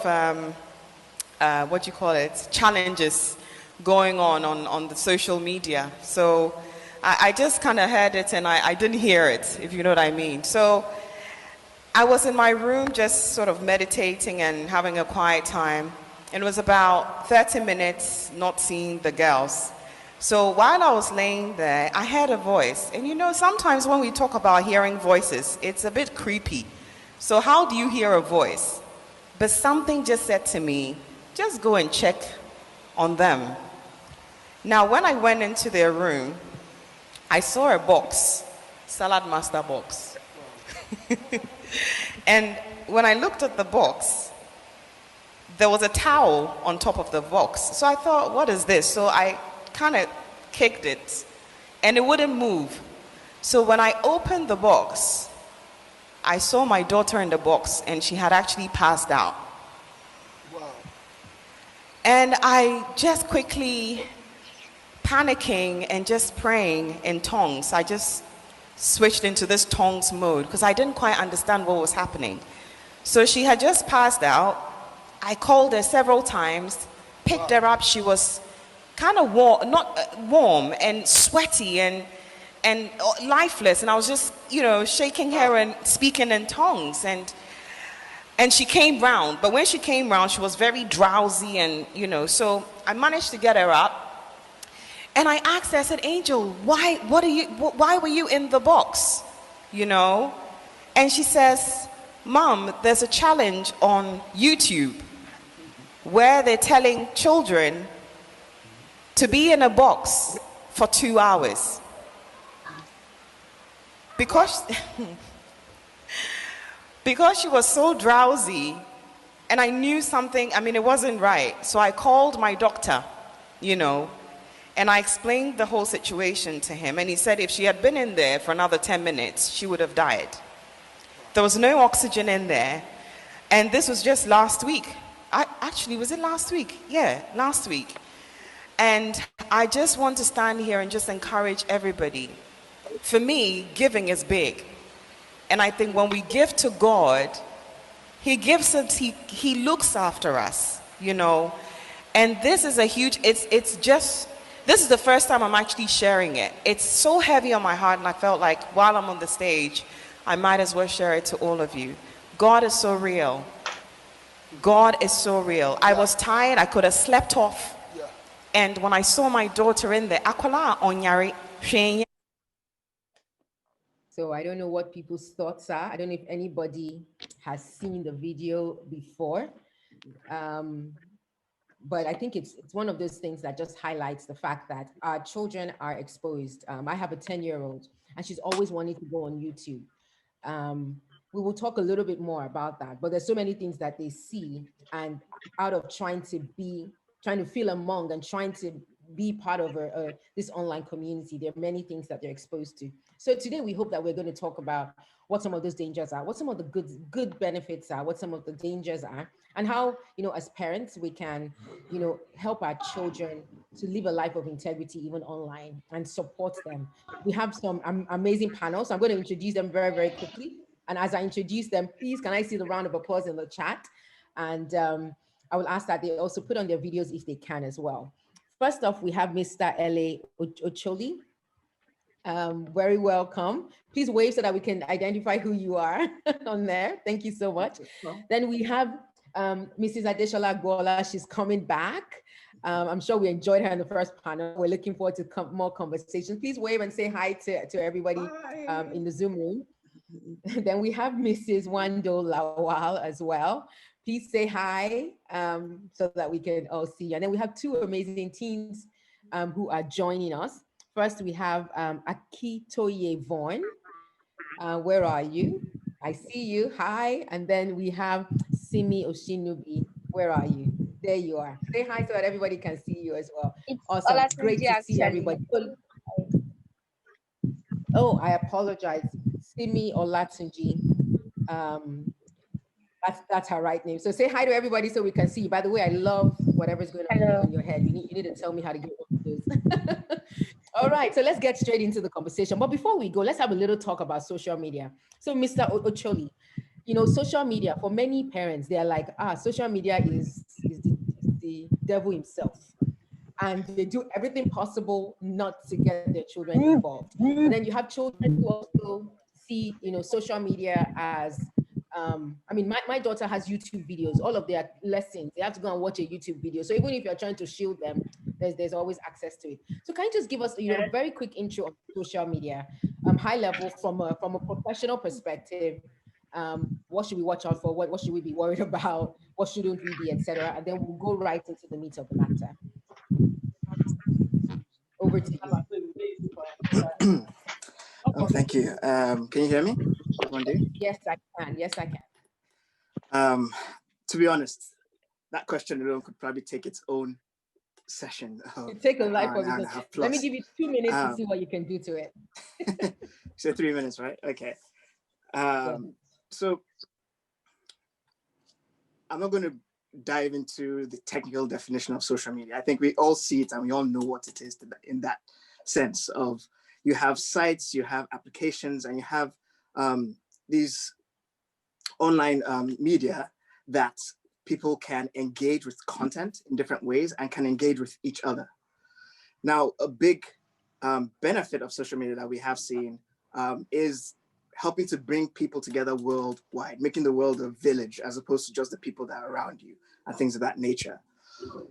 We also see a lot of the negative aspects that have led people to think it is the devil, right? So whether it's fake news that spreads around, whether it's the addictions that we see, a lot of mental health and depression that has come through things where there are examples of kids in the West who it's technically called Snapchat dysmorphia, who go to professional plastic surgeons to try and look like the filters, to make themselves look better, things of that nature, and all the way to grooming for bad organizations and things like that. And yet we've here already mentioned the desire of, or the different ways people have been able to learn by the democratization of knowledge when it comes to YouTube, for example, and being able to dive and just learn a whole lot more and not be limited by, you know, the resources that are available in your local school or local library, for example, things like that. Yeah.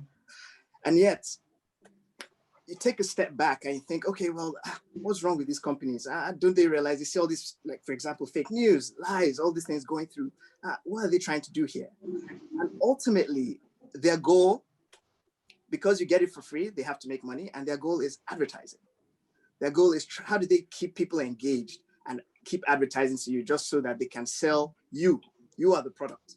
Their real customers are advertisers and everyone else. But that leads to one of the few points I really want to make here, where when you search on Google or you're looking for things on Facebook or you think things are being recommended to you and all that, these companies are not trying to recommend to you the truth. They're not necessarily trying to recommend to you lies. All they're trying to do is recommend to you things that will hook you so that you keep coming back for more or you keep spending more time.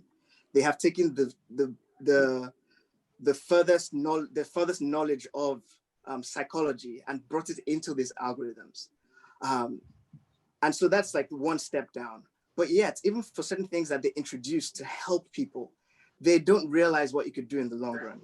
So something like the like button on Facebook, that was a very interesting thing that was produced. It was added actually to help people who are joining there to be able to make their friends feel better. It was actually introduced as a good thing.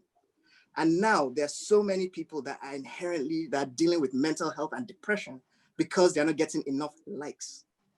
It's now become a currency of itself. And so it's a powerful thing that can go in so many ways. And you have to be very careful about these things. But ultimately, you should not be scared to dive in and dabble in it. It is the reality of the world today. It is something that you really should dive into and understand as much as you can, so that in the same ways that new media and things were introduced in the past, at the points, newspapers, TVs, all these things, they all came with their own new rules of engagement, if you will. There are new rules of engagement today that you have to be willing to dive into and really understand what's happening there. But yes, the other thing I would note is when you go to some of these things and you expect, look at all this information I'm seeing, how can people be reacting this way or believe this way and things of that nature? You need to realize no two people see the same thing when they open any of these apps or any of these sites. If I'm sitting here and my brother is sitting next to me and we both search for exactly the same thing, social media and depression, we will get very different lists. These things will give you what they think will keep you looking. There is no objective measure of truth from a technological point of view. I think you've raised a lot of amazing points, and we're going to come back to you on a lot of that. So please just stay tuned. I mean, thank you for highlighting that. You know, there's a lot of knowledge. You know, the internet and the world of digital media is like, it's removed all the boundaries. So the things that you had to travel far and wide to go and access information, now it's at your fingertips through the media, through social media apps, through YouTube, etc. But I want to start with Simi and Akitoye today. I want to ask a simple question. What social media apps do you use and why? Simi, let's go with you first. Let's come off mute. Let's talk to us. What social media apps do you use and why do you go on there? Simi? Okay, so I use WhatsApp, Instagram and Twitter a lot.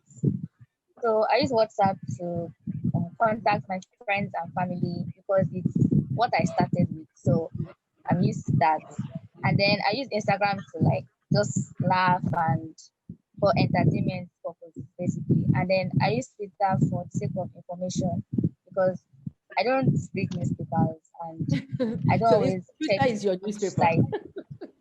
Yes, basically. Okay, awesome. Thank you very much. Akitoye, let me ask you the same question. What social media apps do you use? Why? You were older, right? You were older than Simi, correct? Yes. Okay. I won't say everything, but I have a reason why I use almost everything. I use Facebook, Instagram, WhatsApp, and Snapchat. Okay. At what age were you allowed to go on all of these apps?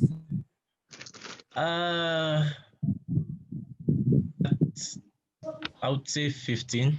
I was allowed to be on. I wasn't really allowed. It was like I was curious, and then I had a smartphone at that time, so I joined Facebook. But I didn't really have a reason for joining Facebook. It was just out of curiosity and boredom. Can you see me? Oh, yes. Okay, apologies about that. Thank you very much, Akitoye, for that information and for Simi as well. So let's now dive straight into it. Let's start with Mrs. Lawal. As a parent, please tell us how many children do you have and what are their ages? Hello, everyone. Good afternoon again, and thanks for having me. All right, Molade. So I have 2 kids, and I have a son that's 17 and a daughter that's 15. Okay. Was that the question you asked? Yeah. So what exactly are your fears? Do you have any fears about social media? What age did you allow them access? And what boundaries have you put in place as a parent? Sorry, that's like 3 questions in one. I'll try and go through all of them. Okay, so fears. I think I have 2 main fears. The first one would be that they would get addicted to social media because that seems to be the number one thing, addiction. And then the second one would be their exposure to all sorts, people, ideologies, all sorts of things. So those would be my 2 fears. What was the next question now? Well, how have you, they now have access to, so what boundaries and measures have you put in place to kind of allay some of those your fears? Okay, so initially my kids did not have smartphones until I think, about entering secondary school, I think, about that age, so that put them at about 11, 12. And then they also weren't allowed to go on any social media at first. Then WhatsApp was allowed for my son because he's older.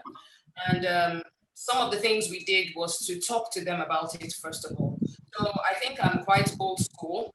I know my husband is always, saying that I'm too old school. I didn't even want them to have smartphones at all, but he came from the place of you cannot shield them forever. So you need to teach them. So that's what we decided to do. Taught them, okay, this is what this is about. This is how you use it. These are the pitfalls. You have to protect yourself. Don't put everything out there, your whole life for people to see, stuff like that. And other boundaries, like they wouldn't have passwords on their phones. Okay. Even till now, even if they have it, we know the passwords. So things like that help them to. You want me to keep going on? No, that's great. Thank you very much. We'll come back for some more. Mrs. Agbola, same question to you as well, please. Tell us a little bit about your children, and we also want to know what fears do you have about social media? When did you allow them access to social media? What age? And what measures have you put in place to allay some of your fears? Okay, thank you for having me back again. I have a 17-year-old son, and I have a 21-year-old daughter.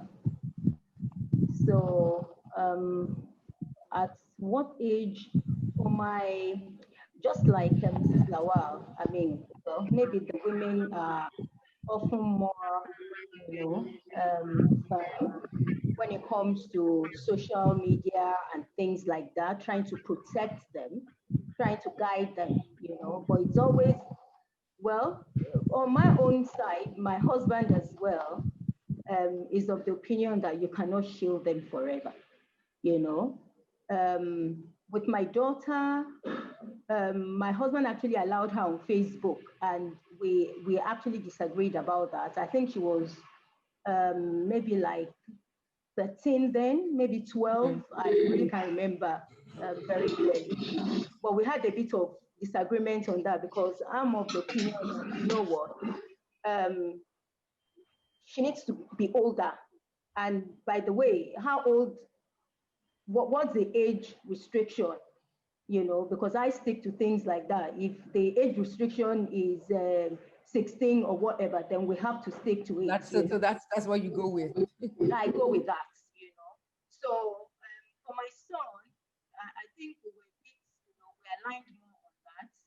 His Instagram, for example, was on my own account, and we could monitor what he was doing. You know, we could monitor it and the things he posted and all of that. And of course, till about I think 16 last year, I had his Instagram on my own account. You know, so those are part of the things that we kind of like measures that you put in place. Great, awesome. Thank you very much for sharing. Before I go on, and Simi and Akitoye, I'm coming to you next. Can I just ask our attendees today, if you have a child that you have given access to social media, at what age did you give your child or children access to both a smartphone and to also be able to access social media? I just want to see, you know, what the comments are in the chat box. Please send your chats in. Now, Akitoye, let me come to you first. So you've heard from two moms, right? Their fears. I'm sure your parents also had, you know, those fears as well. But are these fears even valid at all? That's the first question I want to ask you. Do you think parents should really should have these fears that they have? What are your thoughts? At first, when I was around 13 or 14, my mom put safety measures in place for me while I was using social media because she couldn't watch me all the time. She had stuff to do. But at that time, I felt it was, I think, how do I say, frustrating because she was, yes, like she said, my mom had my Instagram on her phone. But now she doesn't really have it because now I work, I do, I'm actually something around this category. I'm the director of social media, so I'm allowed. But now my parents don't. My parents allow me to do. I won't say allow me to do whatever I want, but they know that. Oh, I know I'm not meant to do this. I'm not meant to do that. So they don't really have those safety measures. But sometimes they might still at least lecture me on some things that I don't know yet, or like experiences like that. So initially, you found those restrictions frustrating, and yes, then I guess as you got older, you understood why they had them, and because they were able to trust you when you were younger, they are now beginning to loosen the rein a little bit, and you now have a little bit more freedom. Okay, Simi, let's hear you. What are your thoughts on that? Should parents have these fears, and do you sometimes? What are your own feelings? So Akitoye has said his own is frustration. What are your own with some of these measures that parents put in place? Okay, so I think if you trust your child, you don't really need to monitor them so much. You should believe that they're going to do the right thing if you raise them the right way. So I started using social media when I was 10, and it was WhatsApp I was using, and I was using my mom's phone because I didn't have any smartphone at that time. So I don't know if she read my chats, but I never cleared my chats. I just left it there, and I wasn't hiding anything. So if she was going to read it, I wasn't really bothered because I didn't say anything nasty or do something wrong. And then when I got my smartphone, I was really excited. Not because I was free or anything, because I was never in bondage. I was just happy that I could go online without having to wait for my mom to get back from work or just wait for her to do anything. So I don't Great. think it depends on I hear that. You know what I hear from you, Simi? What you're saying is your parents had already instilled some values in you. Therefore, when you were using social media, when you were chatting with people, when you were talking, those values always rang true.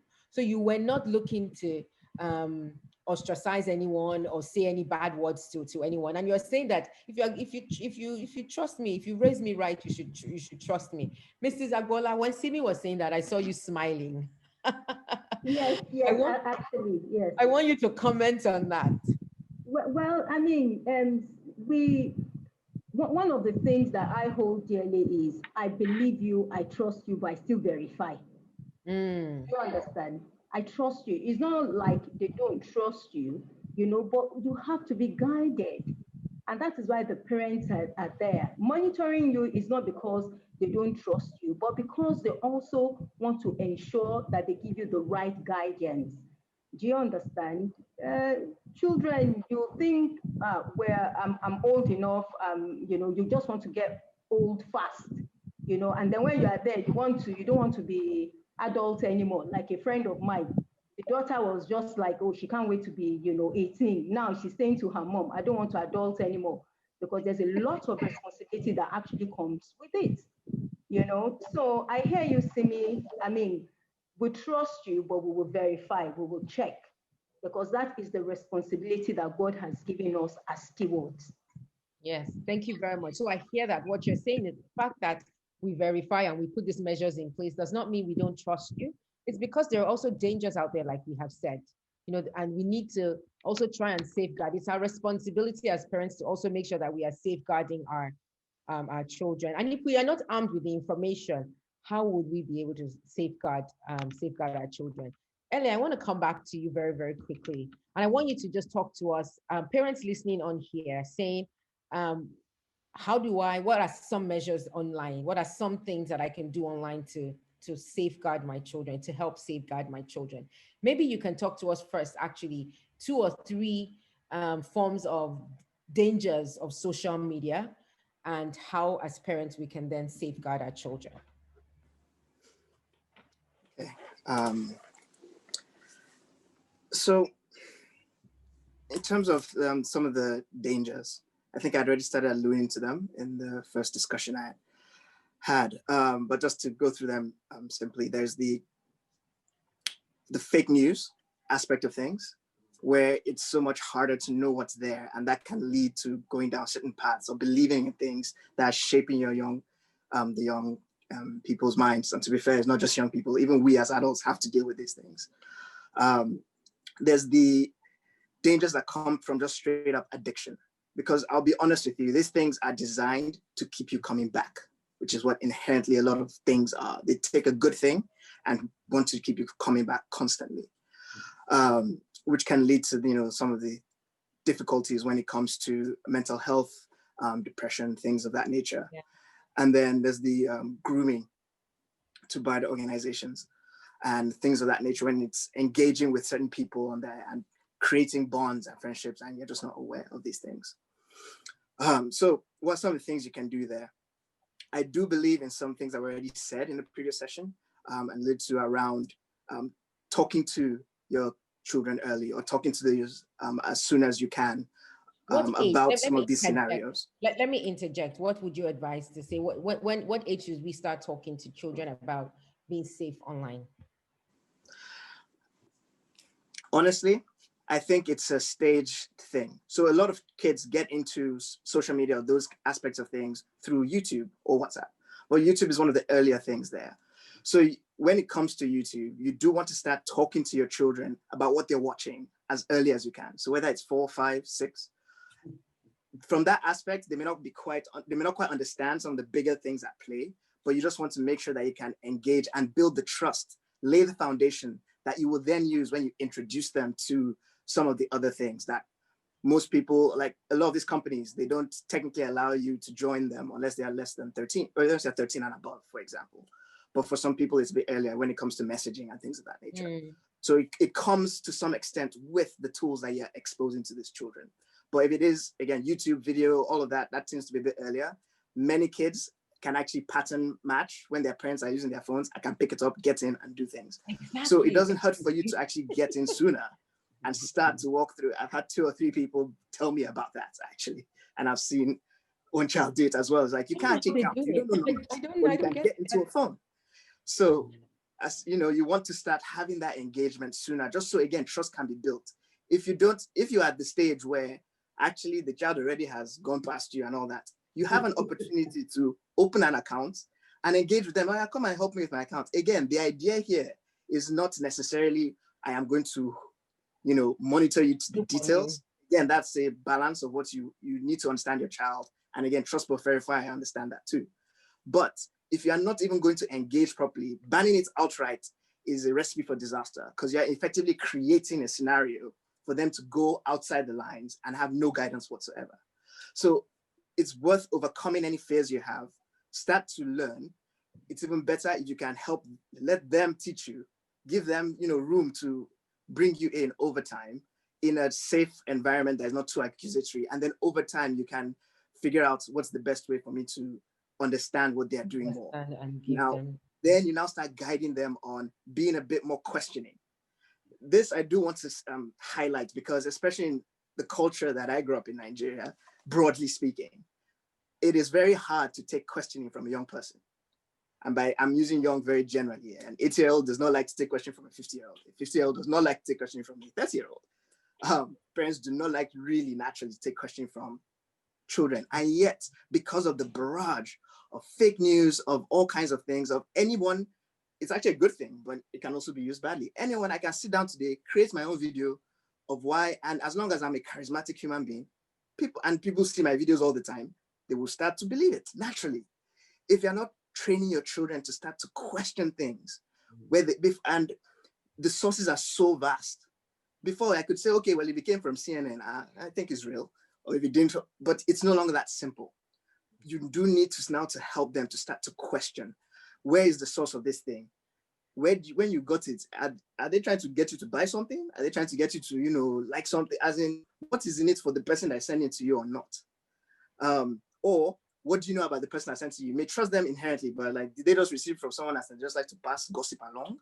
You start to have some of those engagements, but then you too, when you send something on WhatsApp and your child sees it, or your child's, Mom, again, be willing. So what are you role modeling? We're coming back to this whole role model. What are you doing? All of those news that we get, are we fond of forwarding them without making sure that they're real? Do children see that? I can see Akitori with his head down, like, oh, all those forwards that I get. But yes, very, very true. But you know what? I want to play a short video for us on some of the dangers of social media. Then we'll come back and have conversations about how, Akitori and Simi would love to really hear from you on how you have maybe dealt with the issues in the past, or just give us some words of advice. But just a short, I think it's about 2 minutes or so, and then we'll be right back.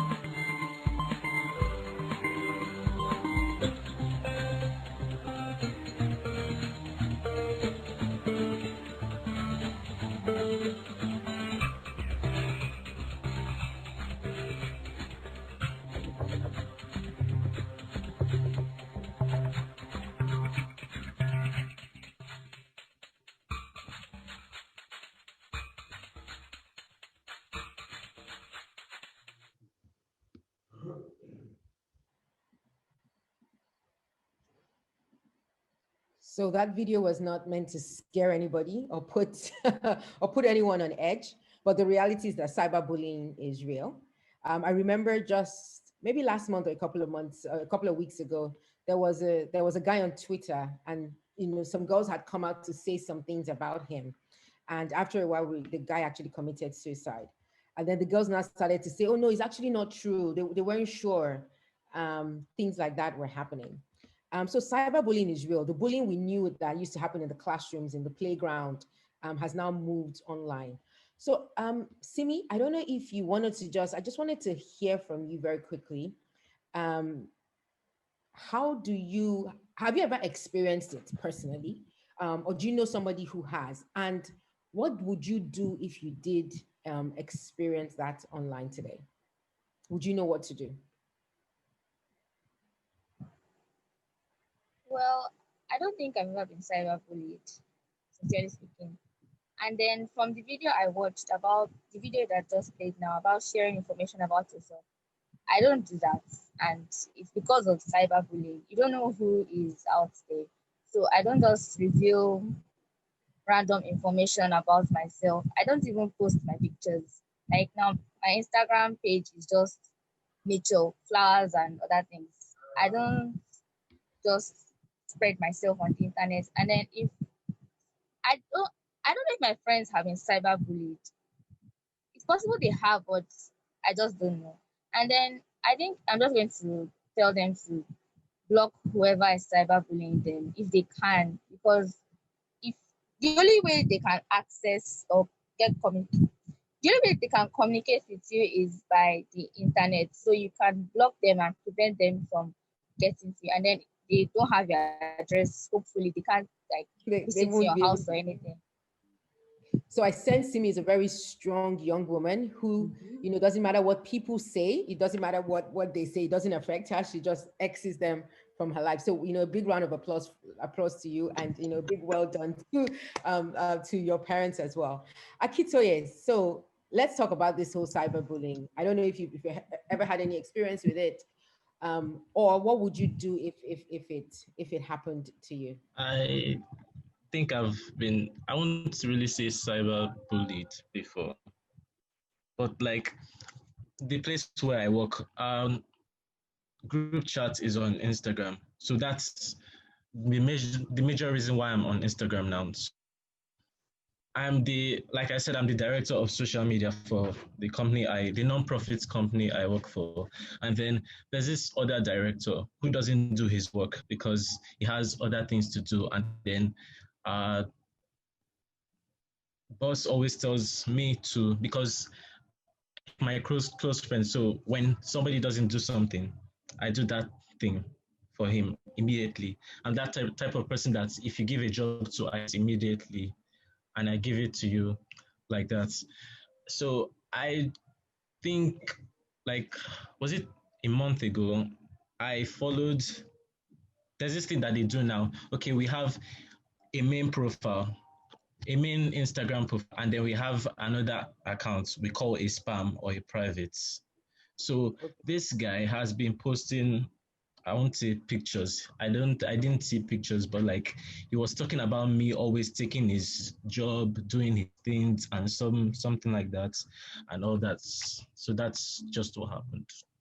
Wow. So how did you deal with that? I just ignored it because I didn't think it meant anything, because as far as I'm concerned, the only people that knew the real thing they weren't bothered about it, and I didn't want to know about who was angry about it or who was not. I just did my own thing, and it did really bother me. I think one big lesson that we're taking away from here is going back to that conversation and raising wholesome children who are confident in themselves. And when they're faced with some of these things that happen online, apart from them not knowing that it's not a personal attack, they also learn to sort of talk to people, find a trusted adult, find someone to talk to as well about these things that are going on, especially if it is in a school setting. Thank you very much, Akitoye and Simi. Mrs. Lawal, let's come back to you, Wando. I want to talk a little bit more about this cyberbullying. Has it ever been a concern for you? How do you talk to your children about it? We always have conversations with children about being bullied in school and what to do. But the conversation about cyberbullying, is it one that you've had with your kids? How did you have it? And what have you told them to do if it ever happens? Yeah, thanks. I think at first it wasn't a big issue for me. I didn't think, it was something I needed to focus on. But along the line, I think my daughter experienced a bit of it. So it was something I had to look into. And so I just, what did I do? I spoke with her, so that's part of the safety measures I have, which is to be in constant communication with the children, talk about how they're using their social media handles. We go through, when they were younger, we would actually go through chats together and I'll ask, okay, what did you mean when you said this? And what did this person mean, and all of that. So I just advised my daughter, I didn't want to come in because you also need to make sure that the children are they can handle the situations as much as possible by themselves, teach them how to handle it. So I just advise on what to do, how to relate with the people, who to block, who to say, okay, don't bother about this one, this and that. And then along the line, I think as my daughter got older, she was the one that would come back and tell me, oh, this friend was being cyberbullied and I stood up for her. Or this was what I said and this was what I advised her, about it. So I think it's always good to prepare them, if possible, before time. Like our two teenagers here seem to have been prepared well enough, for those kind of things. And then when it does happen, if there's that open communication, then they can also come to you for advice, if they're not sure of what to do or they're feeling a bit funny, about the things that happened. So that's my experience. Thank you very much. Thank you very much, Wando, for that. Mrs. Agbola, we have time for just one more question, and I'd like to bring you in on this. So the internet never forgets. Once you have something on the internet, once it's out there, even if you delete it, they always say that the internet never forgets. So what advice? I just want you to give all the parents on here one advice about the children and social media. If you could only tell us one thing, what's that one thing you would tell all parents today? I think if I just quickly speak to what you just said about internet never forget, is one thing that I often say to my daughter, and there was an example that a friend of mine gave me not too long ago about a group of, applicants, not in Nigeria. They applied for a job and the company wanted to take decision about who to give the openings to. So they were asked to go on a retreat and they had to go and swim and do all of those things, and some of them actually had tattoos on and things like that. And those ones were not shortlisted. Again, they went on their social media handles to kind of like find out about them, and those ones as well were not shortlisted. So it's just so important to often reiterate to our children the importance of, listening to the counsel of your parents. The parents will guide you right. Like I say to my daughter, I'm not quite sure who else loves you more than I do, really. and that's just it, because you find out that they often would gravitate towards what their peers are saying to them, and get influenced by those things rather than what the parents are saying to them. But the consolation is your background as a parent, your faith as a parent in the Lord. That is just so important. So my advice to parents is, our children, we love them. So you have to understand them. You have to listen to them. There's really nothing that cannot be resolved, but they just want to be sure that we're there. Even when we're counseling them, they want to be sure that they can always come back to you. So let's be attentive to them. Let's listen to them and let's continue to guide them. That's my short advice to them. Thank you very much. Before I hand over to Mrs. Odumosu, I think, one of the themes that have come through from the very first panel session to this panel session is we cannot get away from having those conversations with our children. We have to sit and talk to them about, things out there. And the only way you can have conversation about something is if you're knowledgeable yourself about it. So moms and dads, let's not shy away from social media. Let's not run away from it. Let us also embrace it. Let us look for it. Let us find out what it is about so that we can truly have, wholesome conversations with our children and really, truly lead them aright. And secondly, we talked about role model. What are you role modeling? Are you telling your children you're spending too much time on that phone? Always, every time I come into your room, you're on the phone. And whereas you are the one where your mobile phone is constantly in front of your face, WhatsApp, whatever it is. What are we role modeling to our children? They are picking up on those as well. It shouldn't be do as I say and not as I do. It should be do as I say, do as I do. And we need to role model that and sort of show them as well. So of course, I think this topic of digital media, of social media, we would never be able to finish it in one sitting. We could be here for the next 2 hours as we go into the different ramifications, etc. I haven't seen any questions. If you have any questions, please post them. We want to thank the panelists. They've been super amazing. Please, can I see the claps again? For them. And I'd like to hand over right now to Mrs. Odumosu to please take over from this session. Okay, thank you, Molade. You did an excellent job. And I would like everyone, please, Sophie Shegun, please, can you unmute everybody so that we can have a chance to just say thank you to the two excellent facilitators and also to our wonderful, wonderful panelists. Didn't they do very well? I think they did excellently well. And I want to thank you for being with us. It's been a long session. We did advertise it for 2 hours. Is everybody on mute now? Yes. Can you join me in giving everybody a round of applause to say thank you to the facilitators and our panelists? So much. Thank you. You've done excellently well. And there are just 3 things I want to bring to your attention. One is like you will get it over. Okay, we can unmute again. One is a roundup of, I would say the phrases that people got back. We got at least about 6 phrases. My mom says laziness is a no-no. Respect your elders. Live a purposeful life. Remember the child who you have mama NTOJ. I hope I got that one right.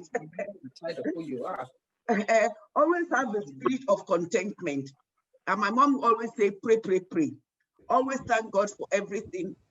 Yes. So what we'll do is we will send this one out and it will keep growing. We'll send it to all of you if you want us to grow it. And then maybe we'll put it somewhere on our own Facebook, just as tips for mom, and you can pass it on.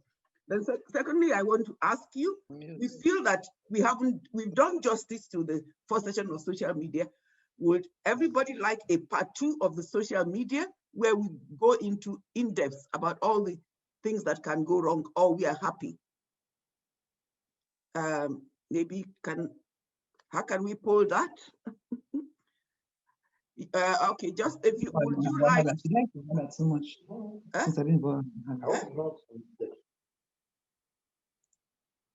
Please, can we? Yeah, all right. We're thinking of, just please put up your hands. We're thinking of having, just put it in the chat for us. We just want to evaluate whether we need to do a part 2 of the social media or we go on to something else. So we just like your feelings on that, your reactions to that. And then, we'll be having the next session sometimes in November when we decided whether it's this one or not. So at this stage, I would want to hand over the microphone to the floor to Professor Kayode Denloye to give a vote of thanks on behalf of the board. Professor Denloye, please. Please just put into the chat if you think we need to do part 2 of the social media.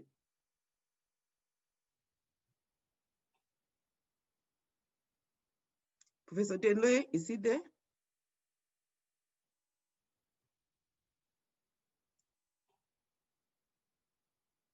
Professor Denloye, can you find him?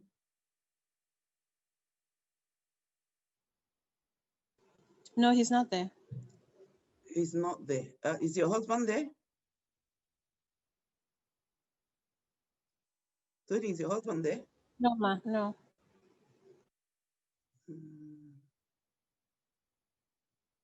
Okay. Is Tolu there? Tolu, are you here?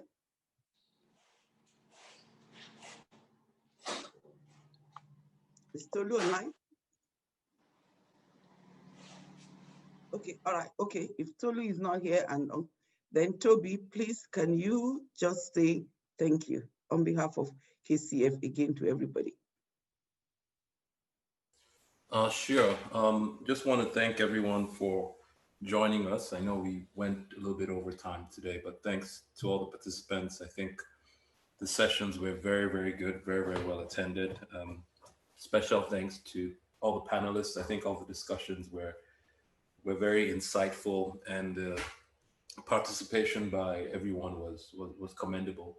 So thank you for spending time with us, and hopefully we'll connect again sometime. Thank you. I will be sharing the audio session as well as the video session. Thank you all.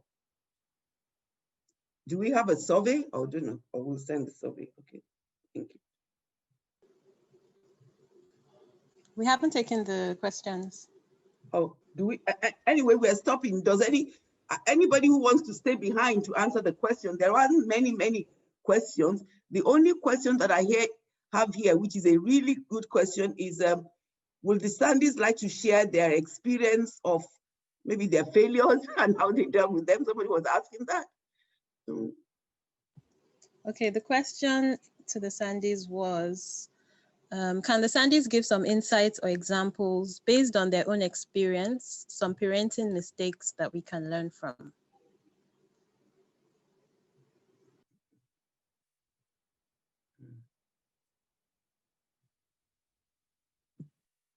Okay, so I think maybe I'll just talk very briefly about a particular instance that comes, to mind. I remember when, our son was about 4 years old, and he had come home with something that didn't belong to him, and of course, at the time we didn't realize, we thought he had actually taken it without permission. So knowing, the things we've been telling him, about integrity, about morals, we asked him, a lot of times, and I think being a 4-year-old, he got very confused and actually did say, he took it without permission. So needless to say, he got a thorough spanking. But eventually, in speaking more with him, we then found out, oh, it's possible that somebody actually had given him, what he brought home. So I went with him to school, met the parent of, the person who gave him, confirmed that somebody actually had given it to him, and when I came back home and reported this, we then decided that, we had done something wrong. And it was very important that we went back to apologize, to him, because that was the only way we could put a closure behind it. So the lesson in all of this is, it's very important that we're communicating with our children, and that we're also putting ourselves in a position where we're being vulnerable and being able to apologize, and accept, when we do things that are wrong. Because sometimes the tendency is for us to think as parents never apologize to their children, because, we should always be seen as being right all the time. But it's not actually, effective with children. Children learn more, and children are able to imbibe a lot more when we as parents are able to show to them our vulnerable side.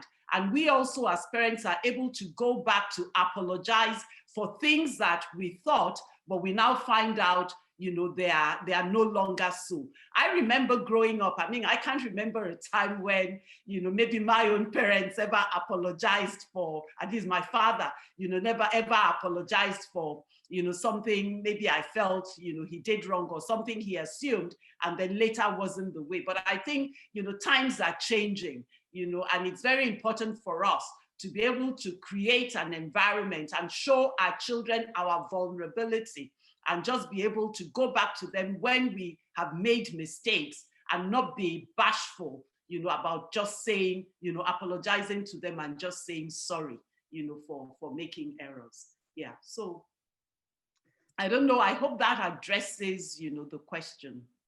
Yes, I think it does. It's a good lesson. I think I have had to apologize to my children, to all of them one time or the other.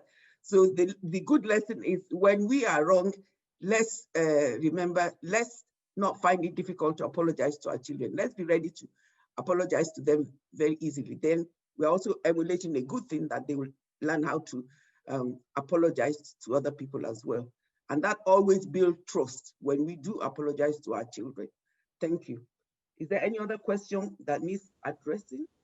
Yes, so we have 4 more questions. So I guess if anyone wants to drop off, we've said the vote of thanks, so we can say goodbye, but we will try and take the other questions. Okay, so the other question was about sibling rivalry.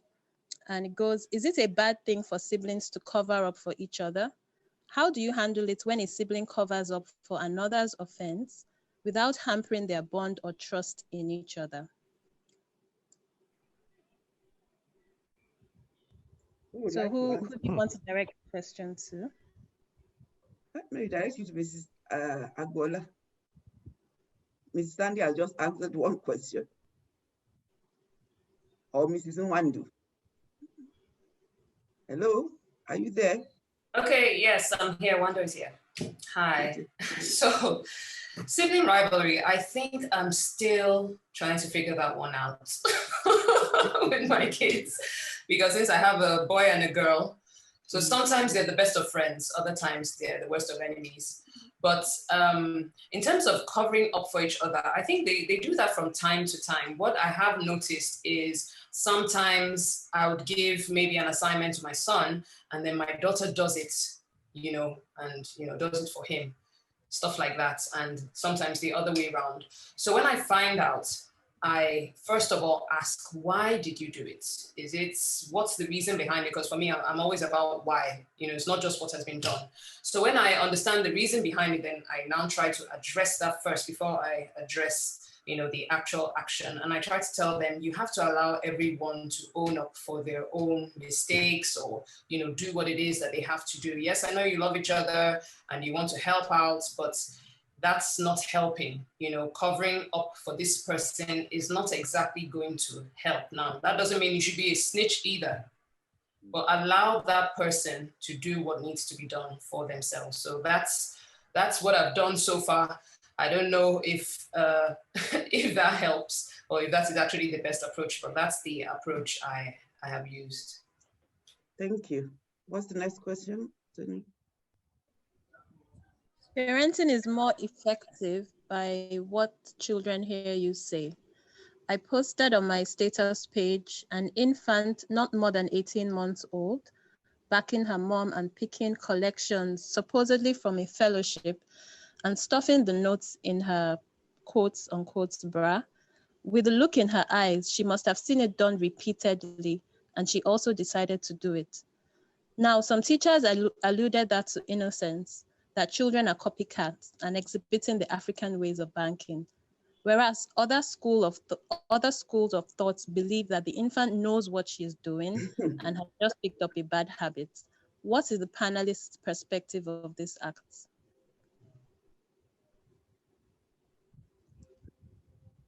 So does any one of the panelists want to? Or anybody from the floor, if you feel you have the experience to comment, somebody from the floor can also just, we can unmute you if you raise your hand, if you can see everybody. If anybody would like to comment, Mr. Ogumbeku, if you want to comment, or Mrs. Sandy, since it's a woman now. So, Cher, would you like to comment? Yes, it's really sad what the young girl. The child, I didn't quite get the question. The child watched the mother and then repeated exactly what the mother did. Is that that's most likely to be what happened. Oh, she must have been seeing the mother doing it not just once. A repeated thing that she observed, and she decided to join her, and she thought it was fun. It's no banking. So it boils down to what we said again, that we should be models of, we should be role models of example for our children. Yeah, good examples. I wouldn't call that innocence, because there's actually no innocence in that. The innocence has been taken away now because you've actually been caught doing something wrong. And I think it's something that should be spoken against and should be dealt with, on the merit on which it stands. There has got to be consequences associated with behavior like that. And I think such consequences need to be meted out to, the young lady. Yes, there's a place of restoration. There's a place of, where, you could come back, but it doesn't mean that forgiveness of sin doesn't mean that, there won't be consequences. No, forgiveness of sin doesn't mean absence of consequences. So there should still be consequences that are associated with behavior like that. Mrs. Sandy, the child we are talking about is about 1 or 2 years old. Oh, it's a 1-year-old child. Yes, something like that. 1.5, 18 months. 1.5 to probably 2 years. Oh, okay. I don't think, well, I think maybe just, I don't know. Because the child hasn't even started talking to understand the difference between, what is right and what is wrong. Yeah, I mean, a toddler that's barely talking. Yeah, so she must have watched her mother doing the wrong thing somewhere. Because I remember, my children or grandchildren, I remember one of my grandchildren, because we talk on the phone, whenever he picks up the phone, he gives it to me and puts it into my ears as if, talk to the phone and put it in his own ear. So for a child like that, and that he was doing when he was about, just about that age, or even before 1, he just loves to put the phone, he's watching you and he's doing the same thing. So it can only be that child was just copying what the mother did. So the mother was just wrong. And maybe the mother should suffer the consequences then on behalf of the child, because then it's the fault of the mother. Okay, are we done with questioning? Or not? We have 2 more questions. The next question is, just choose one. Okay. Apart from a few schools, how can we get children to be involved in community and volunteering schemes in Nigeria?